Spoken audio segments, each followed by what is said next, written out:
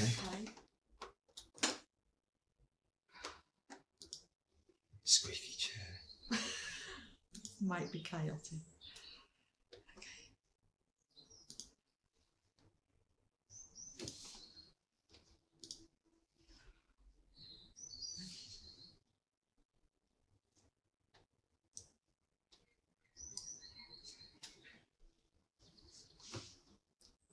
Hey folks, how you doing? The serene sounds of the garden. Why does that keep going in and out? Well, maybe it's just... trying to focus on it. Yeah. No, it's doing it again. It's doing it again. I didn't move. There we go. Okay, if you look out over my left shoulder, you'll see I'm having to do it slowly. Just do it fast to see if it... Okay, there we go. That's fine. That's fine. Okay. Oh. Is it trying to focus on something else? A reflection? Come on, this way. There we go. I'll just keep still, Julie. I'll try and keep still. Although I'm a bit hemmed in here now. Evening, folks. Hope you're doing well. It is. Let me have a glance at my watch without freaking out the camera. 7:05 p.m. It's just going to keep doing that, isn't it? Why is it doing that? Why is it okay, doing you know that? what I can do? You know what I can do? Stand by. Hold on.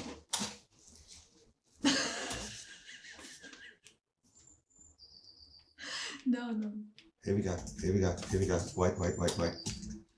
I can move it.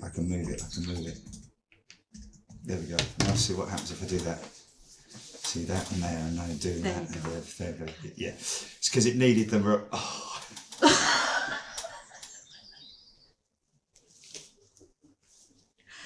Jerry, I've got a funny feeling it's something to do with that YouTube plaque because I keep seeing a reflection in there of movement. Okay, put this one I think it's confusing it. Yeah, just see what happens if you move that. Sold anyway. It's only 100,000 subs, isn't it? Well, yeah, but you don't. I'll rest it there on the top of the bin. Okay. Make sure I remember. Right. Okay. Let's see what it does. Okay. See, he's trying. It's confused, and it's just .com. reflections. Anyway, just crack on. Yeah, but mate, you can't keep doing that. Why is he doing that? We can't keep doing that, man. Wait a minute. Oh God, why? Can you Is it trying to concentrate? Hold on a minute. What if I do this? Is it trying to concentrate on the garden? Is it trying to zoom in? I don't know. Okay. The thing's got a mind of its own. Leave it. It's an auto tracking. Okay, folks. So tonight we're going to be sort of like just going at it, literally. I hope you're all doing well. Had a good week. For some of you, obviously, it's the beginning of a week. Maybe starting on Saturday and running through till Thursday of next week or something like that. I don't know, 4 on, 3 off, or yeah, something like that. But so just don't move, mate. Don't move, okay? Just stay exactly where you are. It's the same camera we've been using all the time. I know, mate. I know. It's because it's. I just don't know. I don't know. Yeah, it's the auto tracking. Can you not turn it off? Can you not go into the settings and turn the auto tracking off? Oh, I'd have to go on the screen then, wouldn't I? I can't. It don't matter, does it? There you go. Just go into the settings and turn the auto tracking off. Night tracking. This is noise reduction. Have I got night tracking on? Let me just have a look. I have no clue. What is that? I'm not even gonna. What? Oh no! I put it back to 2. No, that's a 7. OIT. That's noise reduction. Oh. Okay. Oh, I can't believe we're doing this. I can't get it off. Okay, what does it say down there? Set up exposure, colour, image, noise reduction, version. Shall I just restore default? Restore defaults. Oh, good grave. Go for it. Oh, here we But go. did you... Oh, I don't know, man. Is that highlighted on restore defaults, yeah? Yeah. Oh, please yeah, work. But Oh, good God. Oh, here we go. I've pressed yes. Okay. And now you've gone all weird. Oh no! What No! Oh, what? Oh, mate. Oh, this isn't good. This isn't good. Oh, what in the... Restore defaults before defaults. Well, what did you... Well, you set this up. You set this up. I've had nothing to do with this camera. I don't touch this stuff. Oh. Oh. There we are. Exposure. Manual. That's it, innit? That says mode manual. Yeah, we'll leave it at that. It's fine. Oh, it's a bit dark though, isn't it? It's a bit dark. Go into exposure. Yeah, you need to put the brightness up a little bit. Okay. Oh, there's a plane going out. Can we go garden cam? Oh, for the love of God. Okay, garden cam. Oh, it's no point. Oh, flipping hell. This is going to be It's up above chaos. the I'm just streets saying and it now. houses. It's going to be absolute chaos. Hold on a minute. Just okay. Where was I? Exposure shutter 150. ISO 300 mode manual. That's exposure. You want the brightness. Yeah, but Jerry, can you just do me a favour? Right. Jerry. No, wait. My 3, God, please 4, listen to me. 5, 6. but the- Exterminate. Oh my God, can you see the... That's it. Yes, all right, okay. Can you see the app I downloaded for you for the settings on your desktop? You can alter the brightness and everything under there. Oh. That app there, next you go. Two to the left of Chrome. 2 to the left of Chrome, not that Chrome, the other Chrome. Okay. Oh. Stand by, let me use the mouse. Right. Okay, brightness. Right. Yeah, but it's fine now. It's fine. Just get the menu off. Okay, I just did it. I just took it off. It's Okay, it's off. Stop. Put it down. Carry on. Now, no. Now I've got to try and do the zoom thing. Oh. It wasn't doing it, Jerry. It wasn't doing it. Okay. It wasn't doing it. Okay. Oh, no. Is that good now? That's okay, good. I think we've done it. Right, okay, well, good night and thanks for watching. We'll see you next week. Anyway, whatever. So a few things to get through tonight. I've also got to keep an eye on we've got to keep an eye on flight radar, folks, because we've got garden cam behind me in the garden, funny enough. So we'll be getting any sort of westbound jets going out. Let's have a little look on flight radar. We just had a Dreamliner going to Montreal. But New York JFK 787-10. Oh, good God. Paul Skilling actually said just before we went live, 777 coming your way with gear down, and I caught that on the camera, which I'll post later, because it's quite interesting, isn't it, that whole thing with gear down that we've discussed before.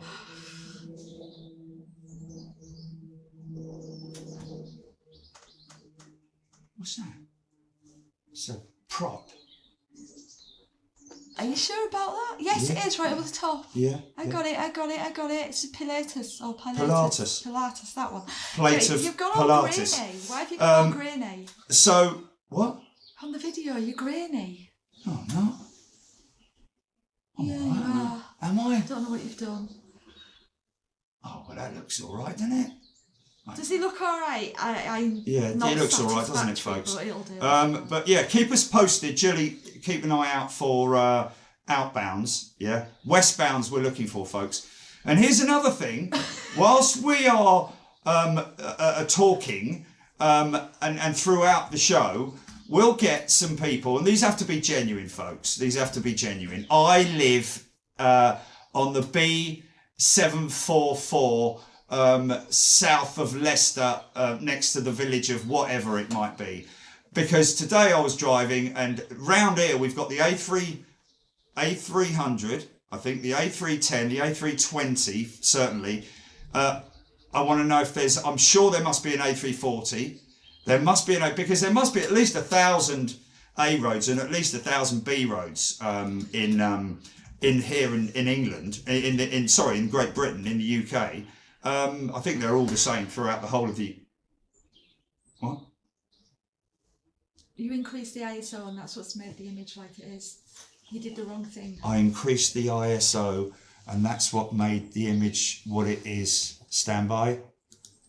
Okay, and it was under exposure, wasn't it? Yeah. Yeah, okay. The ISO at the bottom, you put it to 700. Put it back to, it was 400. Yeah, but that goes dark, watch. Then you go into that app, as I showed you, to the brightness and increase it. Okay. Okay. Right, that's at 400. Exit. Menu off. Okay, go into the app that I closed, and now I've got it open again. And go into the brightness. Choose at the top. Choose the camera. Okay. Okay, here we go. Just increase the brightness a little. Well, okay, that'll do. I'm happy with that. Yeah, but I can do all sorts of things here like that, look. I can change the contrast. I know you can. What was that at? Oh, good God. Oh. Hue! I can change the hue, Barney McGraw. Wait a minute, what's the hue? It's at 4. Hue's at 4. Oh God, I've gone all pink. Look, it's nice, isn't it? Oh, okay, hue's back to 4. Saturation. Stop at 30. messing with it. Saturation. Oh look, I've gone all black and white. Okay, 30. There we are. 30. Sharpness. You've gone for. You was absolutely fine. You've gone weird again. No, sharpness is there. You've gone all grainy again. What have you? Have I gone grainy again? It was good. Okay, it's because I've turned the brightness up. Oh, what have you done, dude? No, it wasn't the brightness. It was you started messing about with something else. Hue. Saturation was at 30. Sharpness was at 8. I haven't touched anything. Can you click defaults on there? Defaults. Yeah, let's see what else. There it is. Yeah, there we go. You see, right now we've got the problem, haven't we? Now you got all that again. Yeah. So. Try 50 hertz. No. What was it on at the bottom there? Oh my God. Oh mate, why did we? What now? What? 50 hertz. Yeah, that's it. Okay. Yeah, that's it. Plane. Just crack on. Plane. Oh man alive. Mini alive. This is going to be absolute chaos, people.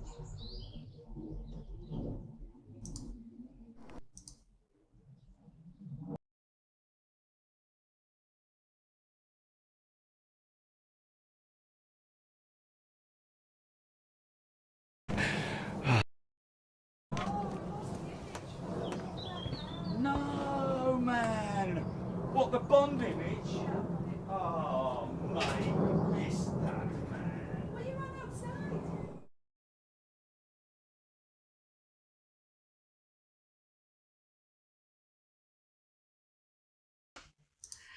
We need to turn the brightness up, Julie. Oh my God. Okay. I'm just going to. So what we're going to talk about tonight, folks, one thing briefly we'll touch on, because I know we talk about it a lot on the show, is wingtips. And I've got a very interesting video to play out, which actually when I hunted through the archives, there wasn't that much really in terms of wingtip vortex testing and all that kind of stuff. I have found one which is pretty amazing. And so next time you see us at the Eastern location, which we've been to a couple of times now, where they come right past us and land on 27 right, we get that very strong, especially off the 777s, very strong downwash initially, followed by the vortex that's spinning behind it off the wingtips, and obviously is being carried down across me in my position. And a lot of people, you're probably wondering why I'm wearing my jacket. That's because it's a bit chilly. We've got the door open. But anyway, so a lot of people have commented that they actually have heard that. Is there something coming out? So let me just, I'm going to go on to the comments, Julie, because I need to go on the comments, don't I? Yeah. Okay. This is a bit much, Jerry, man.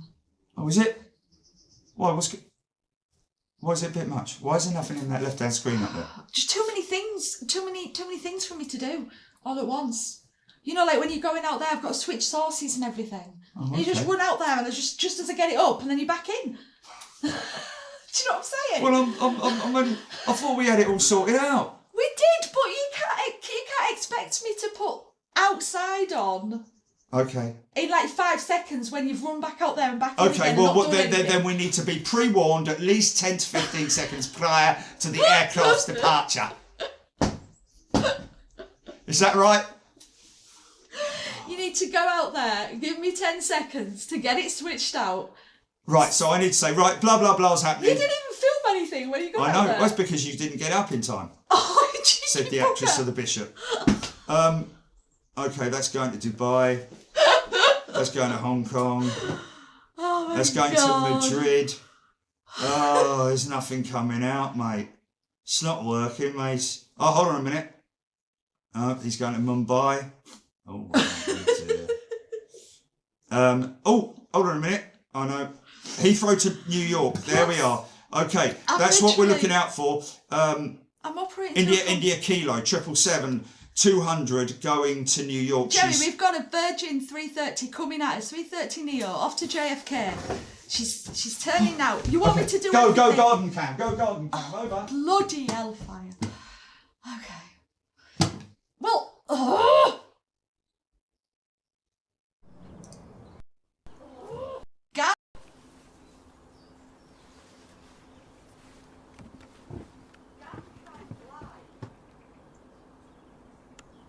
This could be good. Is the audio on, Jelly? Yes.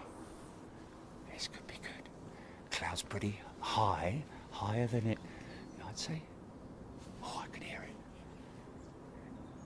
I can hear it. Oh, yeah, listen to this. Chain 7000s. Oh.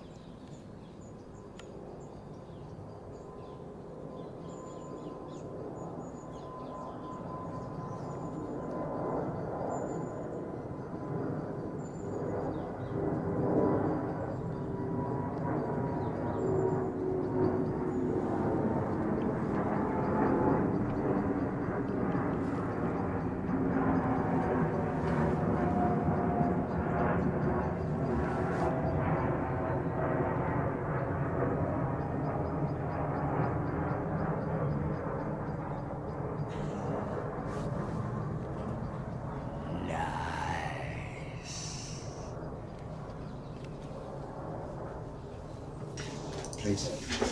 You're back. Okay, well, that's all right. You're all right now. Right, so, yeah, in terms of the wingtip vortex, there's a number of different designs. Somebody said on the show the other day, and I don't know if it was a member, I don't know if it was a new member or an existing member or just somebody that I saw that was quite interesting. She called them the exaggerated wingtips, which is quite interesting because the thing that we need to squeaky chair, the thing that we need to do is appreciate that the wingtip design is not an aesthetic product. None of it is an aesthetic product with aeroplanes. Everything is all about aerodynamics. When they put these things in the wind tunnels, they test wingtips and they test the different wing styles, you know, the swept, how swept the wing is. Like the Dreamliner, you look at the Dreamliner and how amazing that wing can flex up by somewhere in the region of 13 feet. I believe this, the 380 has a wing flex of around about 13 feet as well. They all flex. We don't see it you know, it's not massively noticeable, but it is something that we follow when they're rotating. You know, you feel that flex really. What you got? Aer Lingus 320 Neo, yeah, in here. Yeah, we love the Irish, man. So the wingtip itself is a design which is not so much unique to, well, actually, sorry, it is unique to the aircraft type, Boeing 777, 300 and 200 freighters. No, that was a motorcycle. Shall I put your garden cam anywhere? Garden cam, okay. Right, so... No, that was a motorcycle. You can put me on garden cam and I can carry on talking. So, am I on? So the 777 300 and 200, and the I think the ER as well. Sorry. Oh, what's that? What's that little thing over there? Look. Who's that? What's he doing? Fella up at ALD this morning. This young lad. He's hanging around inside. He's come. Oh, here he goes. Here he goes. 200 miles he's come, and he was like, I can't believe it. I've come to the store. To 200 miles he's travelled to go to ARD, and I'm in there, which is great. Got to do a selfie with him, so I think he was pretty chuffed. But yeah, wingtips. Now this is a Neo GP, yeah? Oh, nice bank. So that's the Neo, folks. Look at that wingtip. That's a shark clip. It's otherwise known as a shark clip for obvious reasons. But you can see that the wing is still flexed up. So it flexes, and so the wing flexes and sort of like accompanies the wingtip. And obviously the reasons why the wingtips are designed in that way, because they had two different things they had to deal with. Firstly, the aerodynamics, but also if they wanted to, if in all preference, they would rather have those wingtips flat. Or angled, a lot shallower, but gate space is what it's all about, putting these things, parking them up next to each other. So obviously the wing tip creates a vortex because the air travels over the wing, but it also travels outward along the wing and then off the tip, which is why it's important to have the cleanest, pointiest a winglet that you can have, and that's where aerodynamicists in their design departments have come up with these amazing wingtips that we see. They're called blended wingtips, but you've got the raked wingtip, which is on the Boeing 777s. Another blended raked wingtip on the 787, which is beautiful. The fence style is something that started with Airbus many years ago with the A310, I think it was, which has been carried on through the early variants of the narrow bodies, and also with the A380. It's a shame that they didn't create a blended style winglet for the A380, but who knows? People are experimenting with things all the time, and of course the fence style winglet is also on the A330, also on the A346. 343s as well, but sometimes it's not noticeable. People say, oh, that plane hasn't got any winglets. Well, it has. It's just that they're more difficult to see because they're not swept up like sharklets. They're swept back and blended with the wing, which is amazing when you look at the 787 and you look at the wing profile. It is a beautiful wing. I don't think they're really, I mean, I love the A350, don't get me wrong, but I'll tell you what, this is interesting, this Scoot Dreamliner that I got from ARD, because we've kind of set the airport up, Staines International, to be a bit, to have some of the traffic that we had at Sydney as well. And this is one of them, which is the Scoot Dreamliner, but it's the Pokemon jet. And the great thing with this is this aircraft has got a definite wing. There we go. You can see that flex. It's got a wing, a flex built into it, which is a little bit more than the Qatar jet, which I found quite interesting because I wanted to do a model range and I wanted the wings pre-flexed. Just with no wheels, they just come on stands a bit like, that kind of thing. Put it at an angle and melt the stand a little bit with a lighter. Be careful, kids, if you're doing that. And then give it a nice little angle for takeoff. That jumbo in the background there. That's from ARD, plastic one. Can't get any more. I bought them all. No, I didn't. There's still a few in there. A lovely old Thai one as well. But that's a lovely old 300, which was that transition period where it didn't have any winglets. It had the the aerials, the communication aerials, the high frequency aerials, I think they were. What's that? Come on. Oh. It's a 320. Going to Dublin. Okay, don't worry about it. Yeah, so amazing. The whole wingtip technology. There are so many different variations of winglets, which, but on some old aircraft, like you see, like we're probably going to see at Anchorage next week, 737-400s with no winglets, tiny little wings. It's amazing the transition of the 737 over the different variants in terms of its stretch and its wing, and of course the engines with the Max. But yeah, so I've got a video that I'm going to play out. Are you ready for this one, Gilly? Oh my God, Griff. Okay. Hold on a minute. Let's get a few comments. Hold on a minute. Okay. Have you got the right video to play out? We're so worried you're going to knock the beer over with all your enthusiastic flapping. Have I got what? Your beer. Have you got your video ready that you're going to play out? Yes, it's there. That's the one. Yeah, that's okay. the one. Okay. Yeah. This is a good one, this, folks. No, he hasn't had a few. Jonathan Beale, the wingtip vortex causes drag. Indeed, it does. And that's why they try as much as they can to thin out that vortex. Because anything, when they lower the gear as well, that causes a tremendous amount of drag. Anything sort of like, that's why wingtip technology is the way it is and the way it's been developed in order to minimise that drag and increase the efficiency on the aircraft. The tip fences winglets solve this problem and can improve lift. Indeed they can. Oh, London City Pool. Oh, what's that? What's that? What's that? Quickly. Oh, for the love of God, you said you were... Oh no. It's nothing.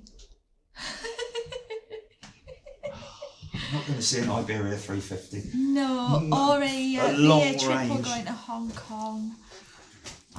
What scale is the 747 on the shelf? Shamrock 105. Which one are we talking about? We're talking about the Braniff. Go back into the archives, folks, and look at the build of that when we were doing lockdown. How many shows? We figured out that it actually took me longer to build that than it took to actually assemble a 747. Yeah, it's was it Airfix? I think it was Airfix. And I bought it on eBay, and I painted it and finished it exactly as best I could with the Braniff International orange, something that I used to see at Gatwick a lot. In fact, if you look at the picture that I used during lockdown, it was actually modelled on that specific one with the cowls, the white cowls on one or two of the engines. But yeah, really enjoy it. Hooray for Anchorage, J-Wall. Okay. You might show yourself, Julian. And models are backwards. The stands on his models are backwards. Right. A350 to Madrid, aviation in 4K. You're not going to see anything unless it's westbound, folks. CPR standing by for Iberia 350 taking off now. Matt's saying A350 to Madrid. You're not going to see it, folks, because it's going eastbound. It's gonna literally go out of 09 and make a little tiny turn right, and that'll be it off in the distance. Very unlikely that we'll see it. Will W, Singapore 747 names Big Top, Mega Top and Mega Boss. Yeah, 747 freighter. I love that, Will. Thank you for that. Mega Boss. Was it Mega Boss? Yeah. Did they actually use that? Thank you, Gary71. He's gifted a membership. Wow, how about that? I'm going to take a little screenshot of that. Thanks, Will W. I'll use that. The Mega Boss. Not that they use them anymore, and they're going for the 350 freighters, aren't they? The folks at Singapore Airlines. That's going to be an interesting one to see when that eventually starts taking flight, and it will be from Toulouse as well, folks. So we will get down there and we will see that. But anyway, let's just. Captain Man is in the house. Good day to you. Okay, let's just have a look. Okay, I'm miles behind on the comments.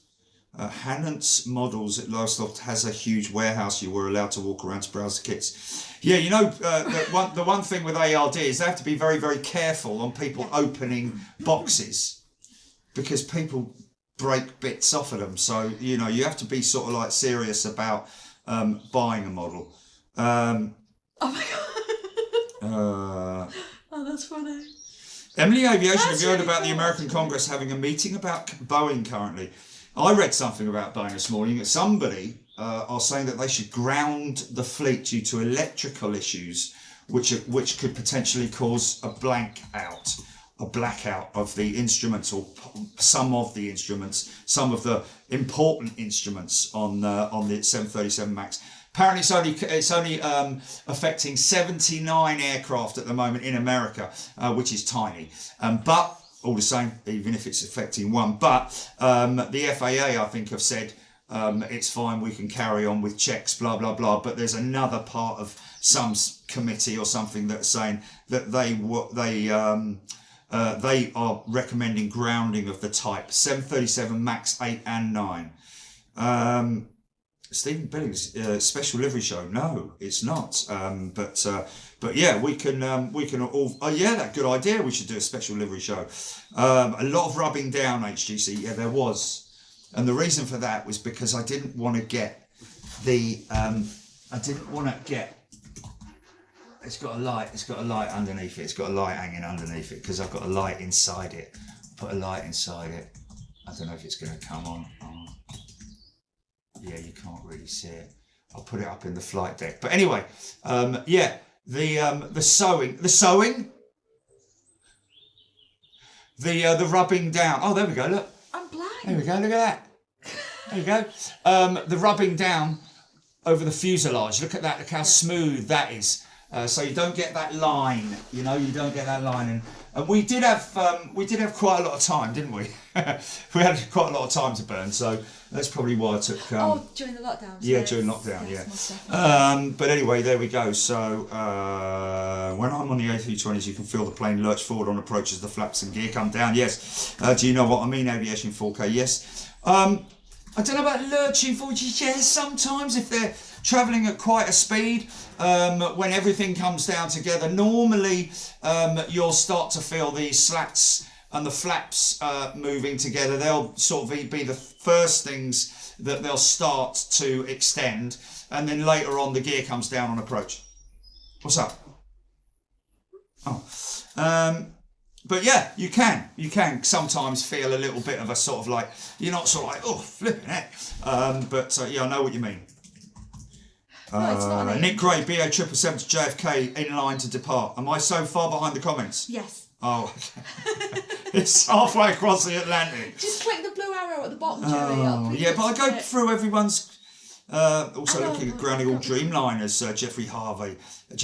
They're also looking at grounding all Dreamliners. There has been a corner cutting and there could be a gap in some joints. Folks, I've got to be honest with you. I don't like to mention this, but I have noticed, especially on some airliners, some 787s, and I don't want to mention it. I don't want to mention the name of the operator, but the 787 is manufactured is assembled in unlike the 350 is a single piece fuselage as far as I'm aware. Obviously you've got the empennage, which is joined, the back end of the aircraft, and you've got the front end of the aircraft, which is also attached. However, the Dreamliner, as far as I'm aware, has segments which are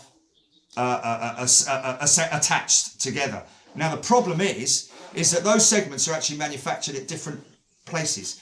So the in terms of, we're talking about micro numbers here, tiny numbers, where if it's slightly out of alignment, it's not going to fit.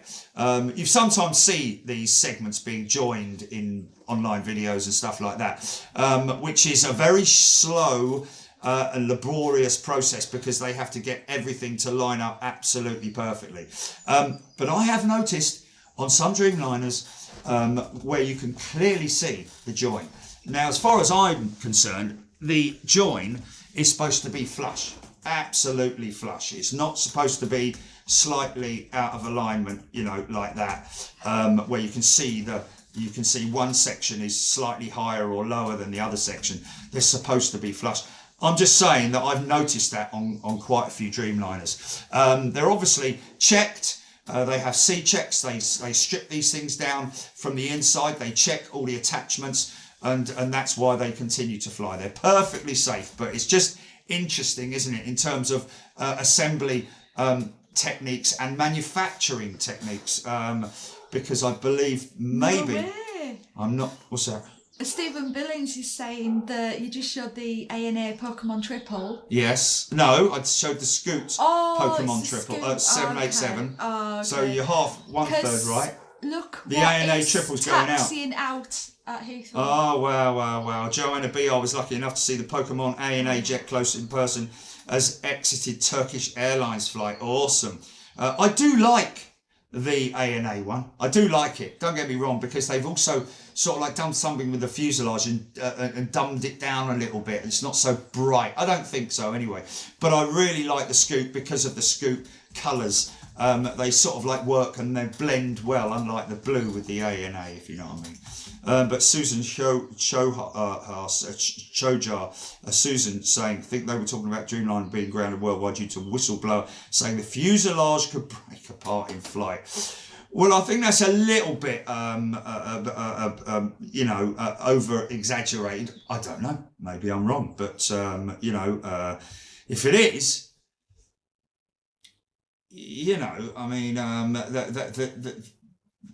he's obviously talking about the fasteners that they use, the system of fastening the fuselage components together.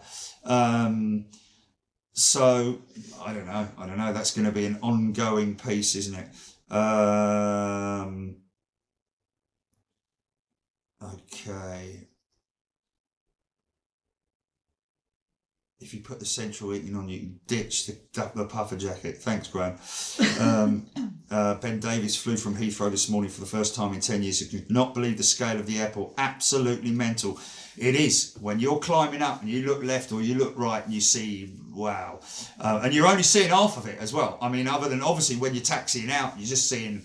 It's a big airport. It is a big airport. Anchorage is going to be awesome, Ross Gin's saying. So let me, love the model making and the replays kept me normal during lockdown, Landor saying.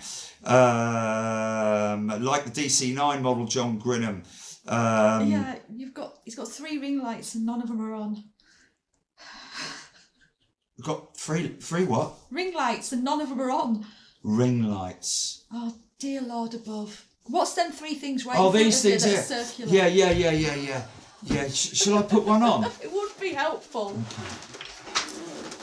Okay. Put it under there, I'll plug it in. I'll go under. Hold on a minute, is there a USB slot? Yeah, I've got one. Yeah. You got it? No, there isn't a spare one. Careful. There's a spare one here. Okay. That bleeding work. Oh, computer's gone off. Oh no, it's come back on. Oh, it's on. Okay.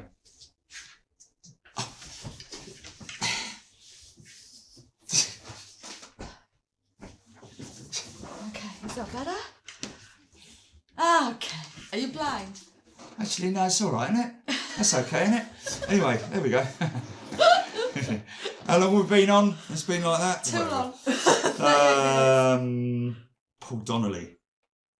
My late brother was a captain for Braniff based at JFK. Great memories, Paul, Rhode Island, USA.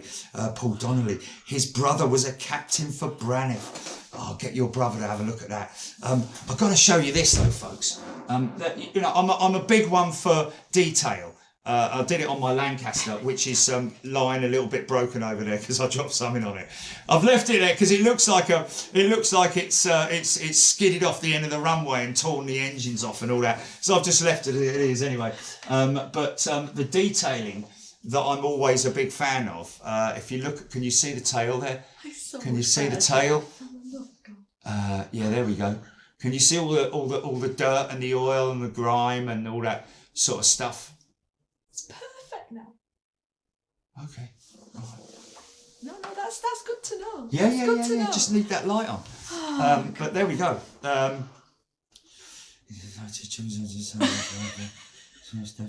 Boeing whistleblower testimony to the US Congress was fascinating concerning both. It's a company that clearly has severe problems internally, Lance D. Yeah, you know, having all your What's that? What's that? Oh no, it's a little one. It's all right. Sorry, I am tracking the BA triple going to JFK. We've got a new member. Robert Eggleshaw is a Returning. returning member coming back and joining us for Anchorage next week.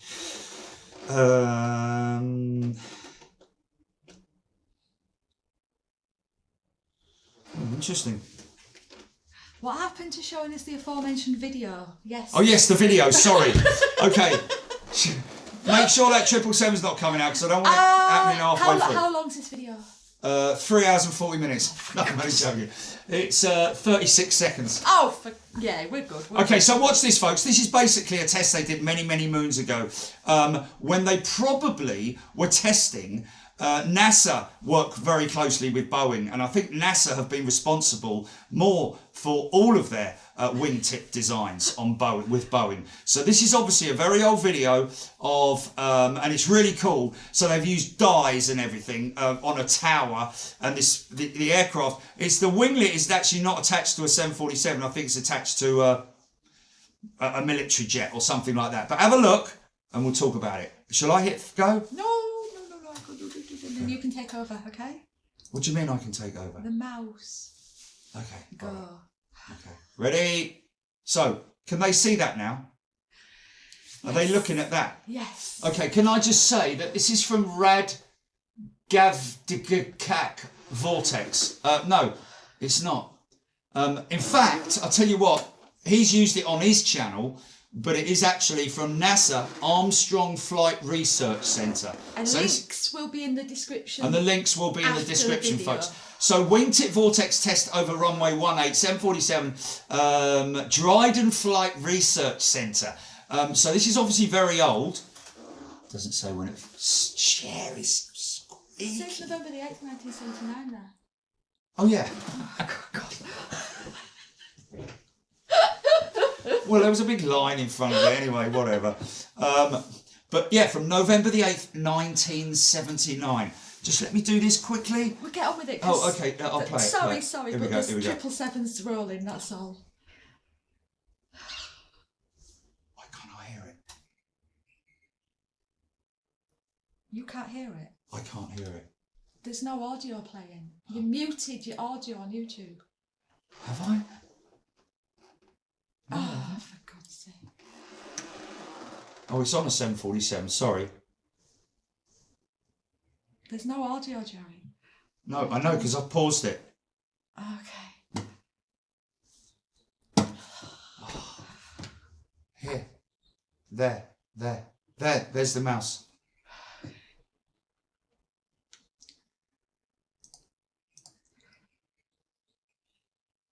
Desktop audio is on.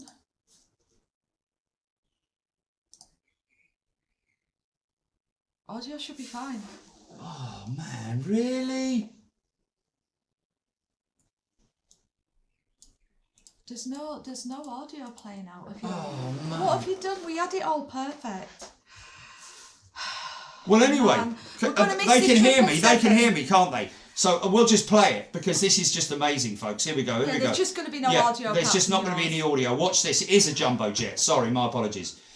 I looked it from behind. It didn't look like it, but anyway, 1979. Here we go. Oh, go on, son. Here we go. Look, this is the prototype as well. Wow.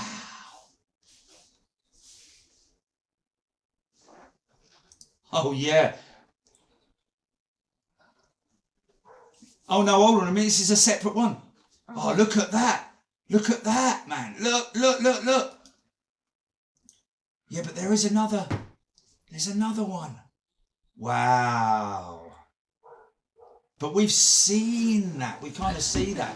Okay, go back to me, Jilly. Oh, sorry, You're going to mate. need to let me off the mouse. Yeah, then. I'm sorry. I'm trying to get it over to you. Wait a minute. There. Is that better? Yeah. Okay. Oh, where is that video? Let me just have a look here, folks. Oh, can I have my mouse?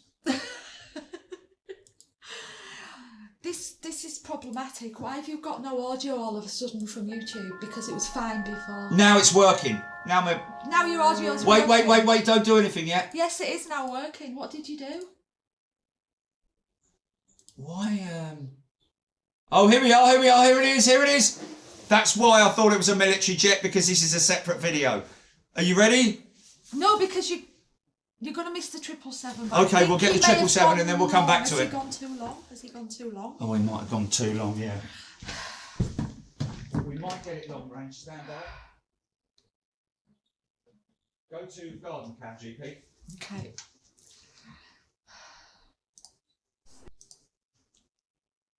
We on garden cam? Just a second. We on garden cam? Just a second, yes. Garden cam live. Jilly? Just a second, yes. Garden cam live. Oi. Oi. If he's going to appear, it's going to be way over there. I can hear it. I can hear it.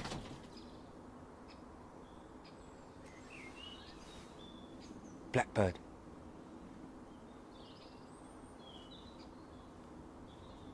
I can hear something.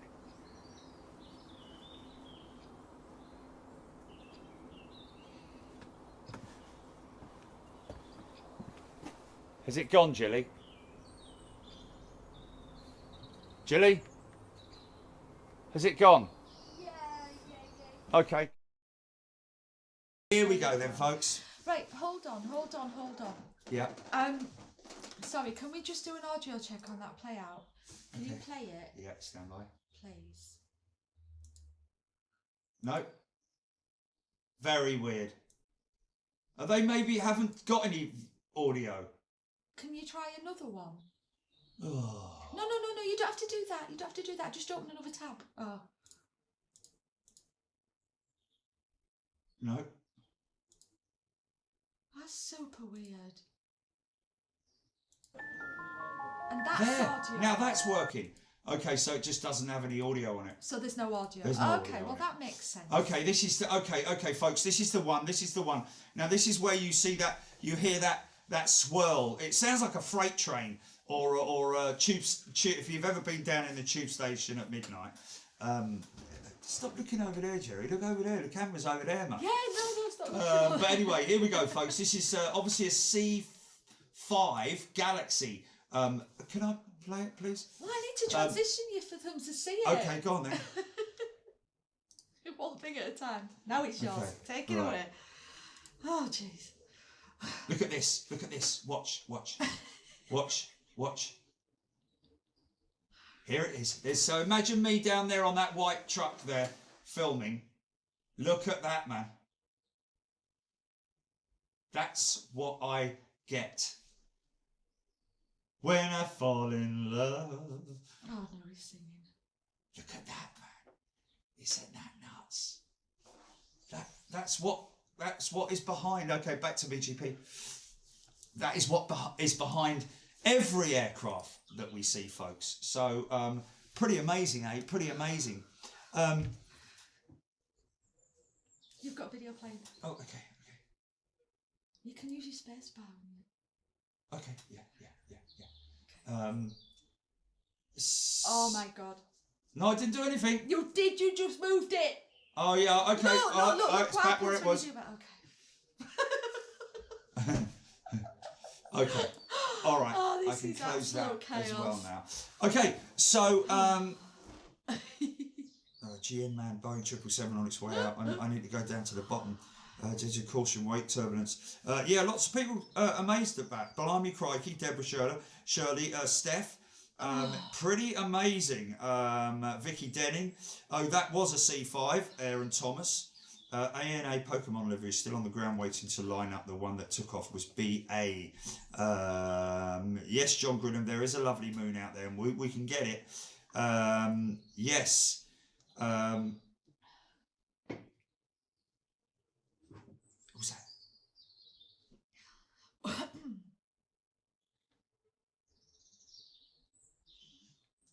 Melody, cool vortex. Imagine flying into that behind and trying to control your plane, Russ saying. Well, the thing is, Russ, that people do, and that's why they have such mega spacing behind the 380, because obviously bigger aircraft, bigger wing creates more of that tubular vortex. Just incredible to see. Todd Roy's tuning in from Nova Scotia. Such a good illustration, Steph saying. Looked like a C141, Simon Lai. Yeah, it didn't. It looked a bit small for a C5 Galaxy, didn't it? I'm just going on what that was. Yeah, so pretty amazing.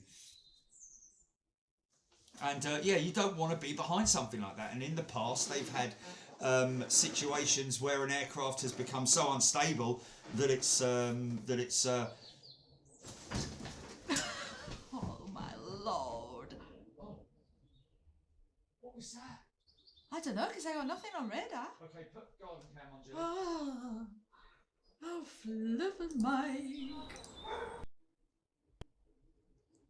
Oh, I know. Why has it gone black?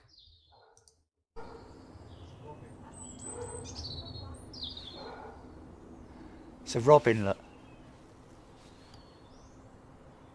sit back and relax. Alan's deep bath. He's talking to his mate. Oh, good suspension, look.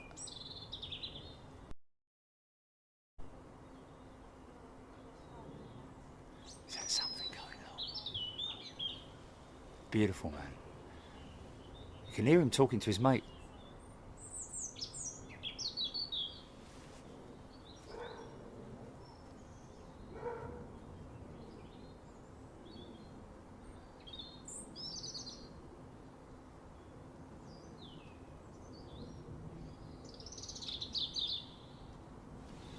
Such a diverse song as well, in it. You can hear it's so many different verses. Oh, beautiful, man. Oh, I was going to go to the moon, but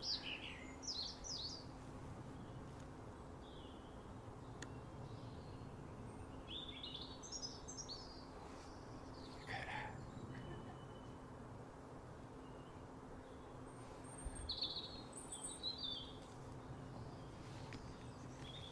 Okay, leave it. Whole video playout thing. What I was going to talk about, just what's happening? Oh, for the love of God. It's nothing coming out. Could potentially be the 380 reverses, just 380. 1/3 of jets with Pratt & Whitney GTF engines sitting idle as a recall impact spreads. Yeah, not a good thing for Pratt & Whitney A320s and A220s. The geared turbofan, issues with the powder that's used to make the blades. I think it might be the high compression blades, is it? I'm not sure, but I think it might be at that end of the engine, but not good for Pratt & Whitney.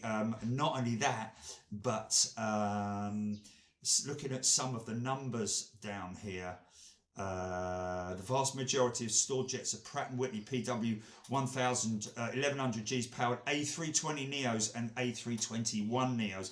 542 of those are parked, or 36% of the fleet. Another 78 A220s, 23% of that fleet, and 17 powered Embraer E190 E2s. And E195 E2s, total 14% of that are sidelined.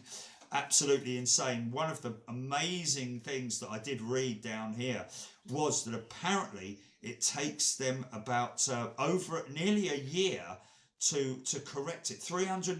Nearly a year, 340 days or something like that to repair the engine. 340 days, is that the I'm guessing that's not exactly how long it takes to repair it. I'm guessing that's the whole queue process of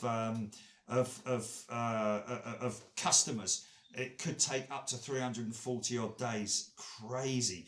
Here's a funny one that I read the other day. I don't know if they're serious about this, but I think it was maybe just one particular cabin attendant who said that the plane armrest rules sparks travel etiquette debate after cabin crew announcement. Flight attendant warned that disagreements would not be tolerated. What's happened? I've had a couple of people say that you've gone a bit quiet, which you shouldn't have done because nothing has changed. The mic on his headset is nothing to do with what you're listening to. It's not operational. No. I you can turn my? fix that. Can you? I can fix that.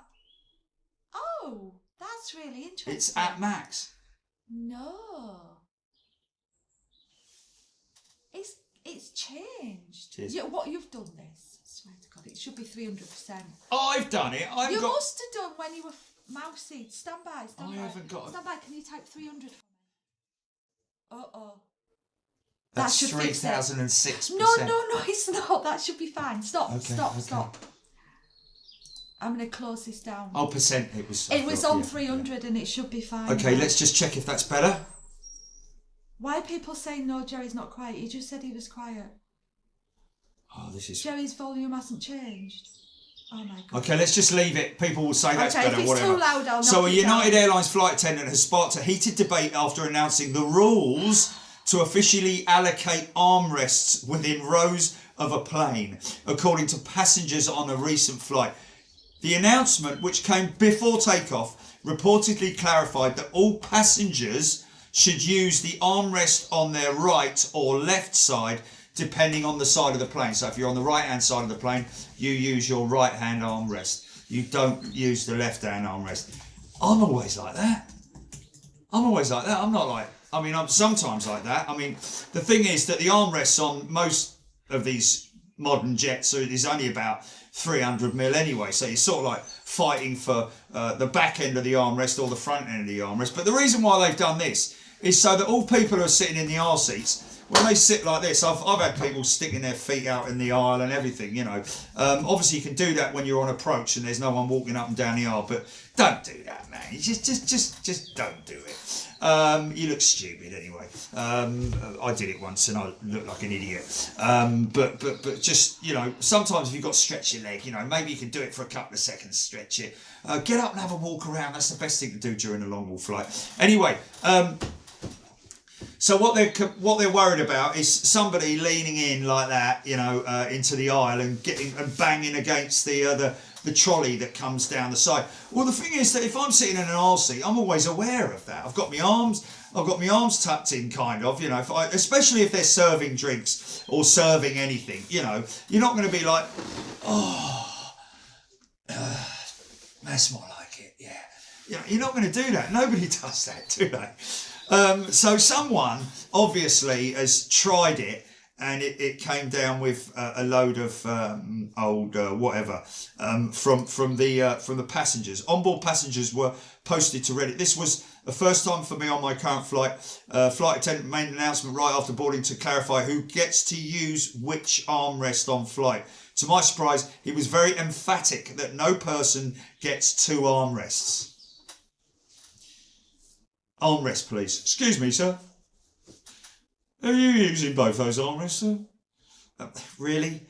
I think that's a load of old codswallop, to be honest with you, so I'm going to leave that one. Future design. What's this all about? Yeah, interesting, isn't it? That Jet Zero have announced the groundbreaking blended wing demonstrator plane cleared to fly. Looks very much like the Airbus one to me, if you remember, the single wing jet that's obviously now what they're proposing. What you're proposing is the flying wing technology. See if I can. No, I can't. Okay, that's pretty cool. It's nice, but it is. Oh, it is Airbus. It is in collaboration with Airbus. Yeah, Airbus Zero is basically what they're looking at for the future of flight in terms of literally a huge wide fuselage. See if I can just bring that up, Julie. Hold on a minute. I haven't got nothing on here, is it? So I can look this up. Oh, I'm using the blah blah. Hold on a minute. Yeah, that's fine. There we go. There we go. Right, there we go. Okay, so I can. Okay. Hold on. Wait. Go to images. Yeah. Go to images. Okay. Go to Poor that. keyboards abused. Can I? How can I make that big? Oh, there we go. What does that look like in the thing fong, Jelly? It's not going to be on there. Oh, because it's. No. Oh, okay. I'll shift it right. Hold on. Let me shift it right. Oh. You can. Because you can. It won't work like that. It don't work like that. You want to show that picture? Yeah. Oof. Okay. Plane. Oh my God, great. No. It's just stuck in here. You do know I can only do one thing at a time. Okay, come on. Okay. Airbus Zero E. This is literally. It's not that simple. I can keep talking, can't I? Yes, please do. Okay, this is literally the future of flight, folks. I'll be probably 6 foot under or burnt to a cinder by the time this one flies. But it is amazing to see where the airframers are now going. Boeing are doing the same in putting a lot of money into the future, and it's a race. Let's face it, it's a race, isn't it, between the two major airframers. The likes of ATR are sort of like going down the route, and Embraer as well are going down the route of open fan technology, which is still bolted 2 engines on the back of the aircraft, but with obviously enough to clear the props, but with E technology, which we've talked about, hydrogen and all that kind of stuff. So they're going down that route for the more local flights, for regional stuff, which, in terms of range, 300-400 miles. Yeah, there we go. Yeah, you want me to put it up? Yeah, please. So that, folks, is interesting because isn't it beautiful? It is an absolutely beautiful work of art, and again, have to say, it's it's an artist's impression, but that's how it'll look. Very similar to that. And of course, bear in mind that again, it's not an aesthetic thing. It's purely for aerodynamics. The engines that you see on the back there will be hydrogen powered to create electricity, which will power the aircraft.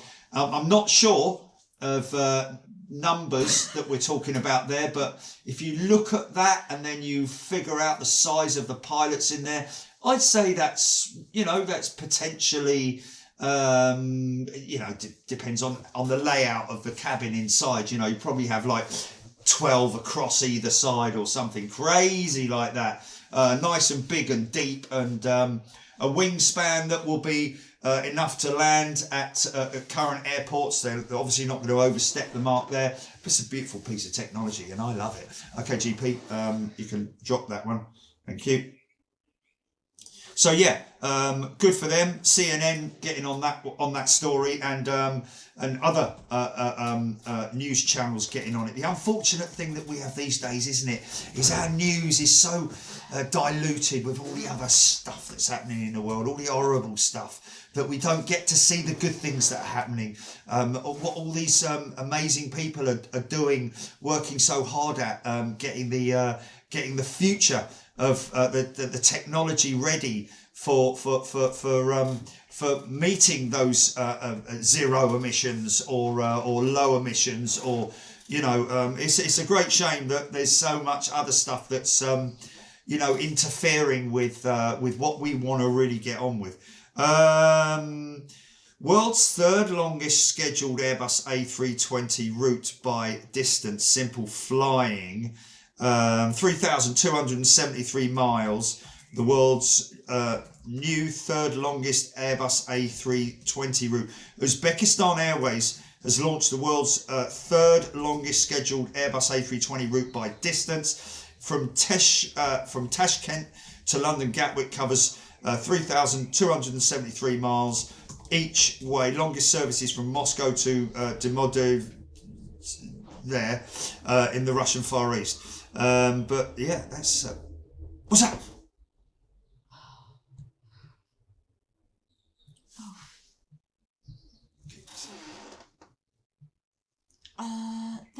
is a Air France 220, I think. Okay. It's gone long. Oh no, we're way off. It's I reckon that's the idea. It is an interesting one.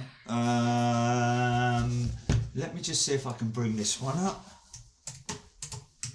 Oh, there's no U in Qantas, we've got an mate. American triple lining up, have we? Oh, okay, got an American triple. Okay, it's rolling.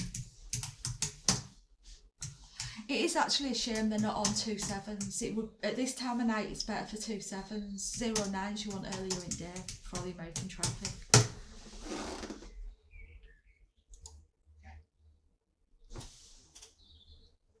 Okay.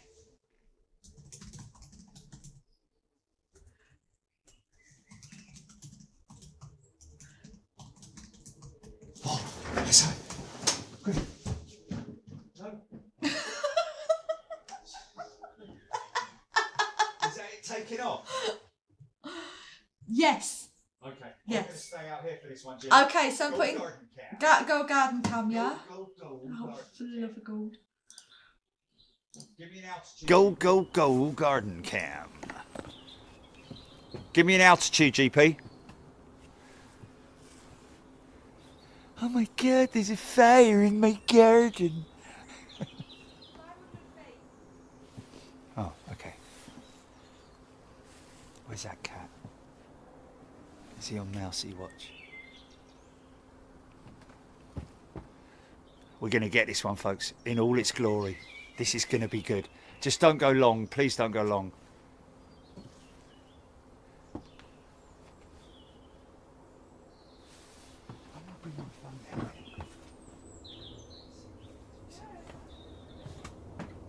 Oh. Okay, here she comes. Here she comes.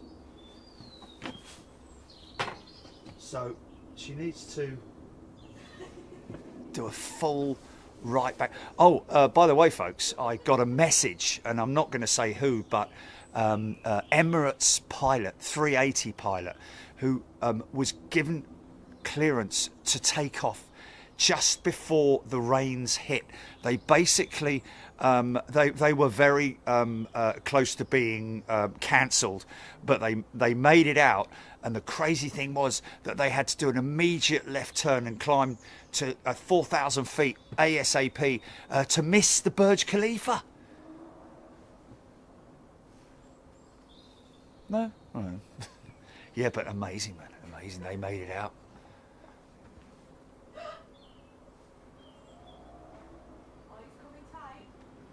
I got him. Stand by.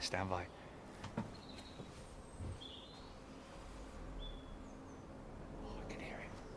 773, yeah? Oh, yeah, here she is. It's 2, is it? Oh, it's American 222, yeah.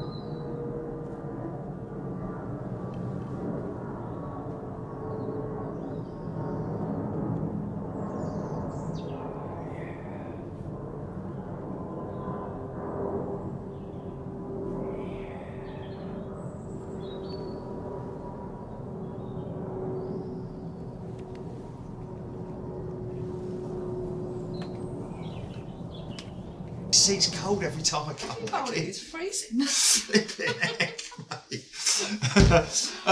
But yeah, okay, let me get this picture up, Jelly. Let's see if I can. Hold on a minute. I'm here. Wait a minute. What's the matter? I haven't touched anything. Okay, you bring that. Yeah, but no, but. You bring that in now. Okay. Well, I need. You bring that in and do your little thing and all your blah blah. This is 16 years. Qantas's oldest Airbus A380 returns to service. In fact, it was somebody at. It was actually somebody at a fella who was at ARD mentioned it. He was like, he said, Quebec Alpha. And I'm like, what aircraft's that? He said, 380. I was like, oh, wow, really? Okay. Is again carrying passengers and freight, having been stored since 2020. World's oldest active double-decker A380. How about that, folks? Qantas has 4 A380 routes, with Sydney, Joburg returning to September the 30th. Of course, we get one here at Heathrow as well, which is pretty amazing. We're very fortunate for that. Taken a long time, but Qantas' first delivery A380 has re-entered commercial service. 16.2 years old quadjet, was the 14th A380 built, based on its manufacturer serial number. Examining CH Aviation data shows that MSN 001 to 013 have been scrapped, preserved or parked. It's therefore the oldest double-decker aircraft still flying. It replaces sister ship Quebec Bravo, easy for you to say, for the title. So there we go, folks. Okay, GP, we can lose that one. Welcome back. Will we get to see that at Heathrow? We've got to keep an eye out for that. Might have already been in. Quebec Alpha. Okay. Actually, we can look that up on Flight Radar now, can't we? Let me just... Yes. I'll do it. Let me do it. Go right then. Okay, go for it. VH. So I can do something right. Oscar, Quebec Alpha, A388. Okay, there she is. Serial number 014. There we are. 16 years old. Oh, she's already done London. 16th of April, 14th of April.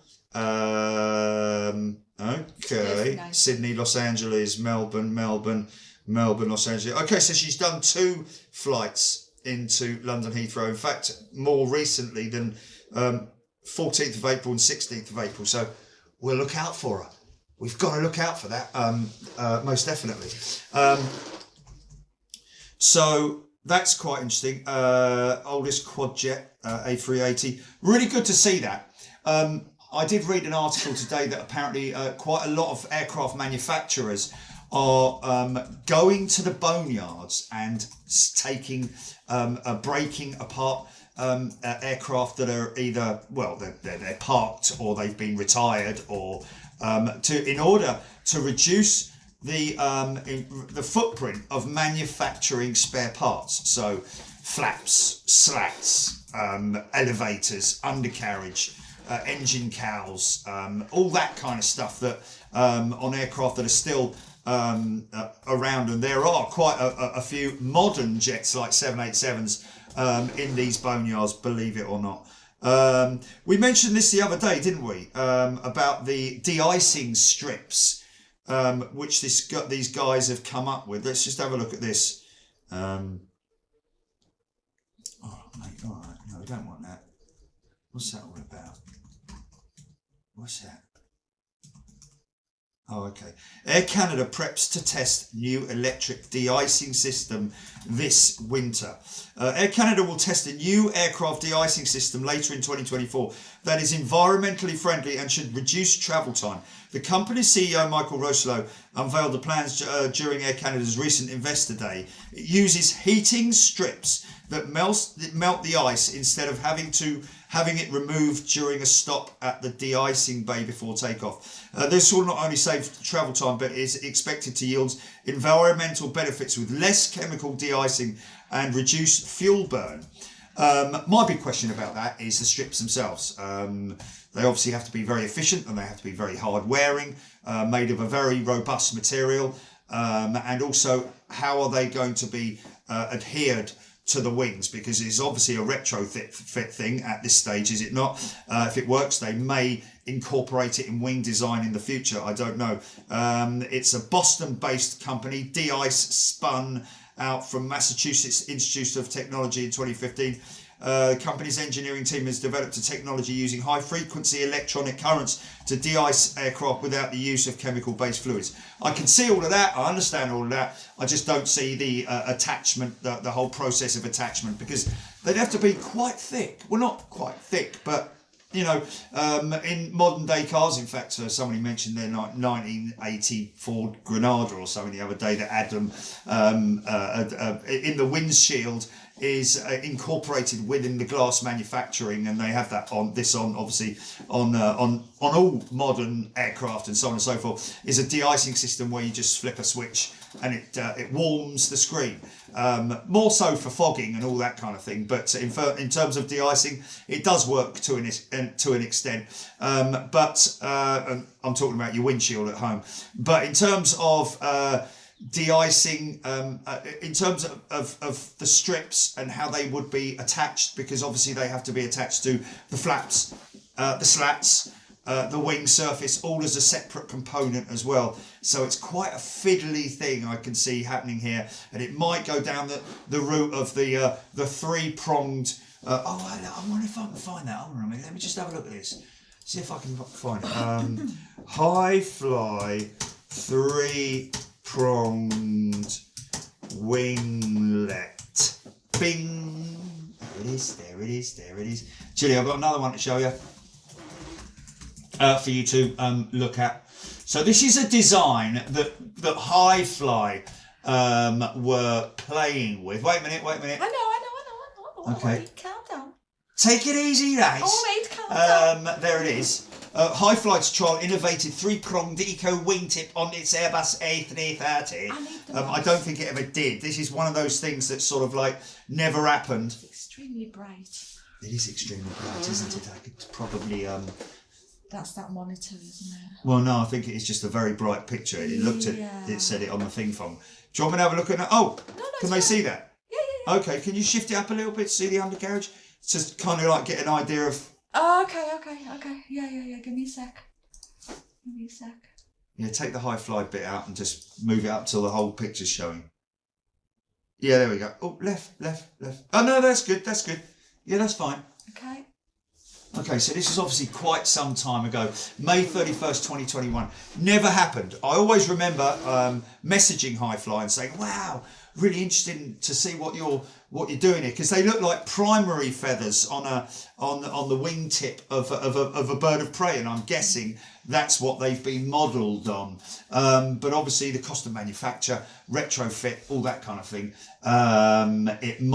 it probably just didn't work out to be viable, I'm guessing is the right word, for those guys at High Fly or the manufacturers.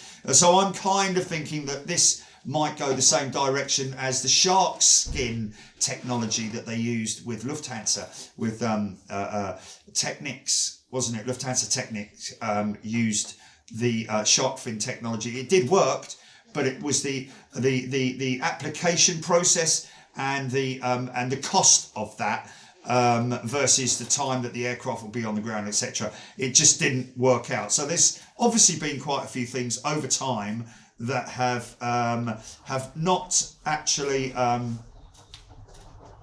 to fruition. Anyway, okay, lose that one, Julie.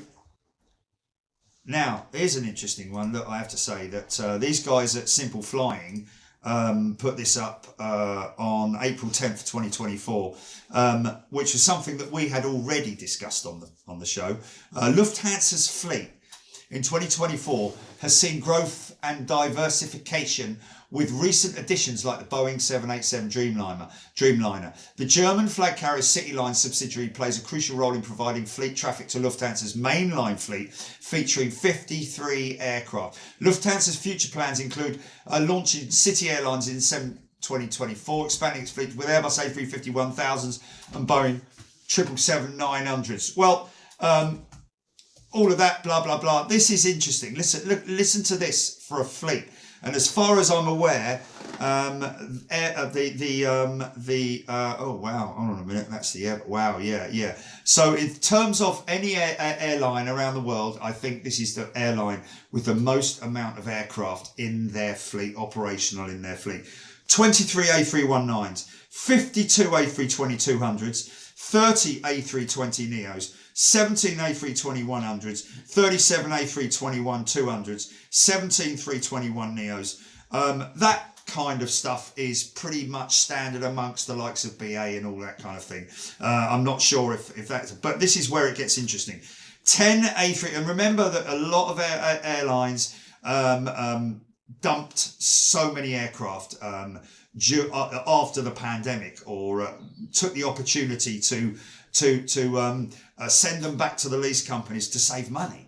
Little did they know that the industry was going to pick up as quickly as it has done, and that is causing massive problems throughout the global aviation community. But these guys at Lufthansa, smart thinkers. 10 A330-300 CEOs, 17 A340-300s, 10 A340-600s, 23 A350-900s, and 8 A380s. Are you counting? In the Boeing lineup, they've got 8 747-400s, 19 747-8s, and 5 787-9s. They, to me, are the guys that were good thinkers during and after the COVID pandemic. In other words, possibly they were looking on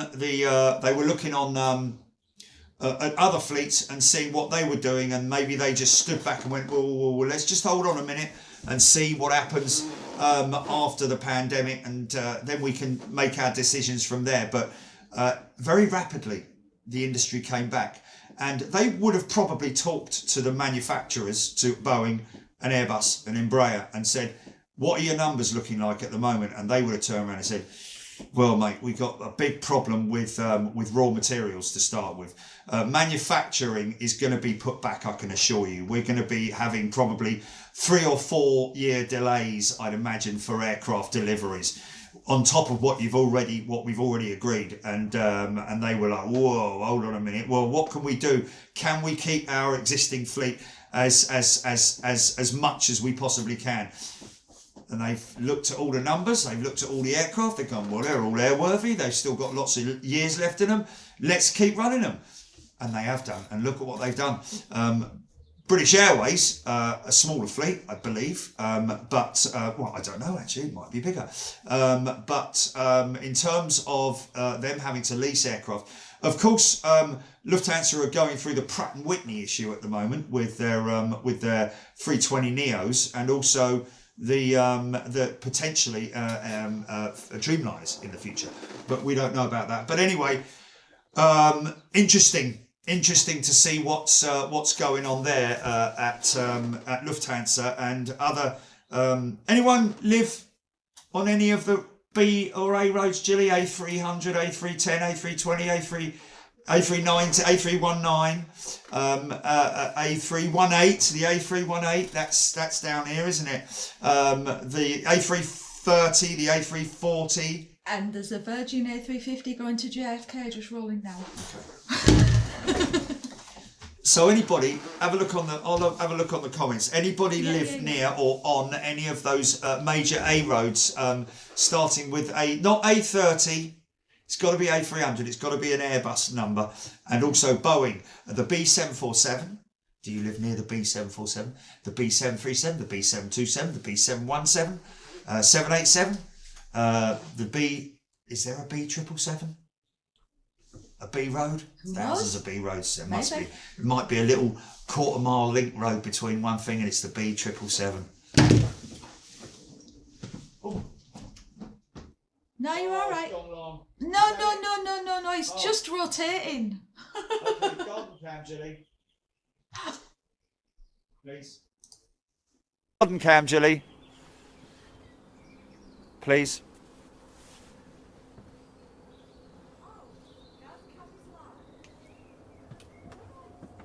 Oh, I can hear one going out.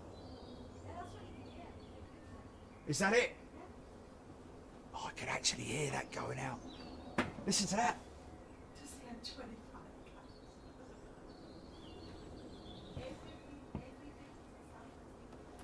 Is it? The A350 is in the southwest of England. Absolutely fantastic.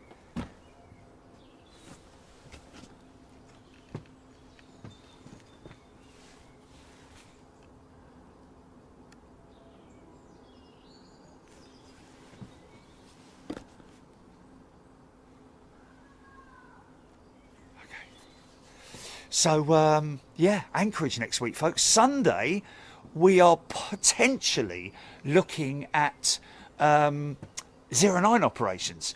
And that will be particularly good for our western position, where we will see some immense epic lineup shots at ground level.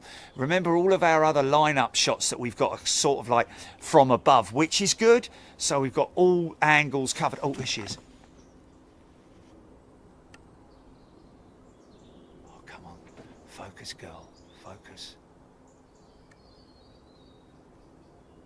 Oh, come on. There she is. There she is. Oh, she's low.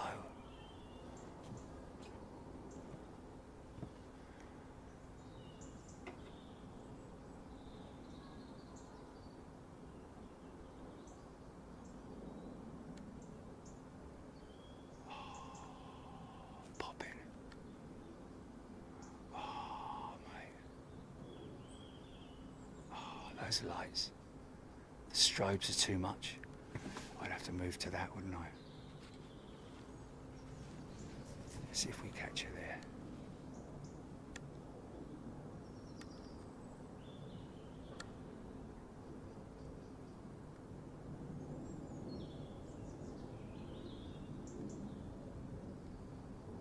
Bit grainy, but we got her. It's freezing in here, Jerry.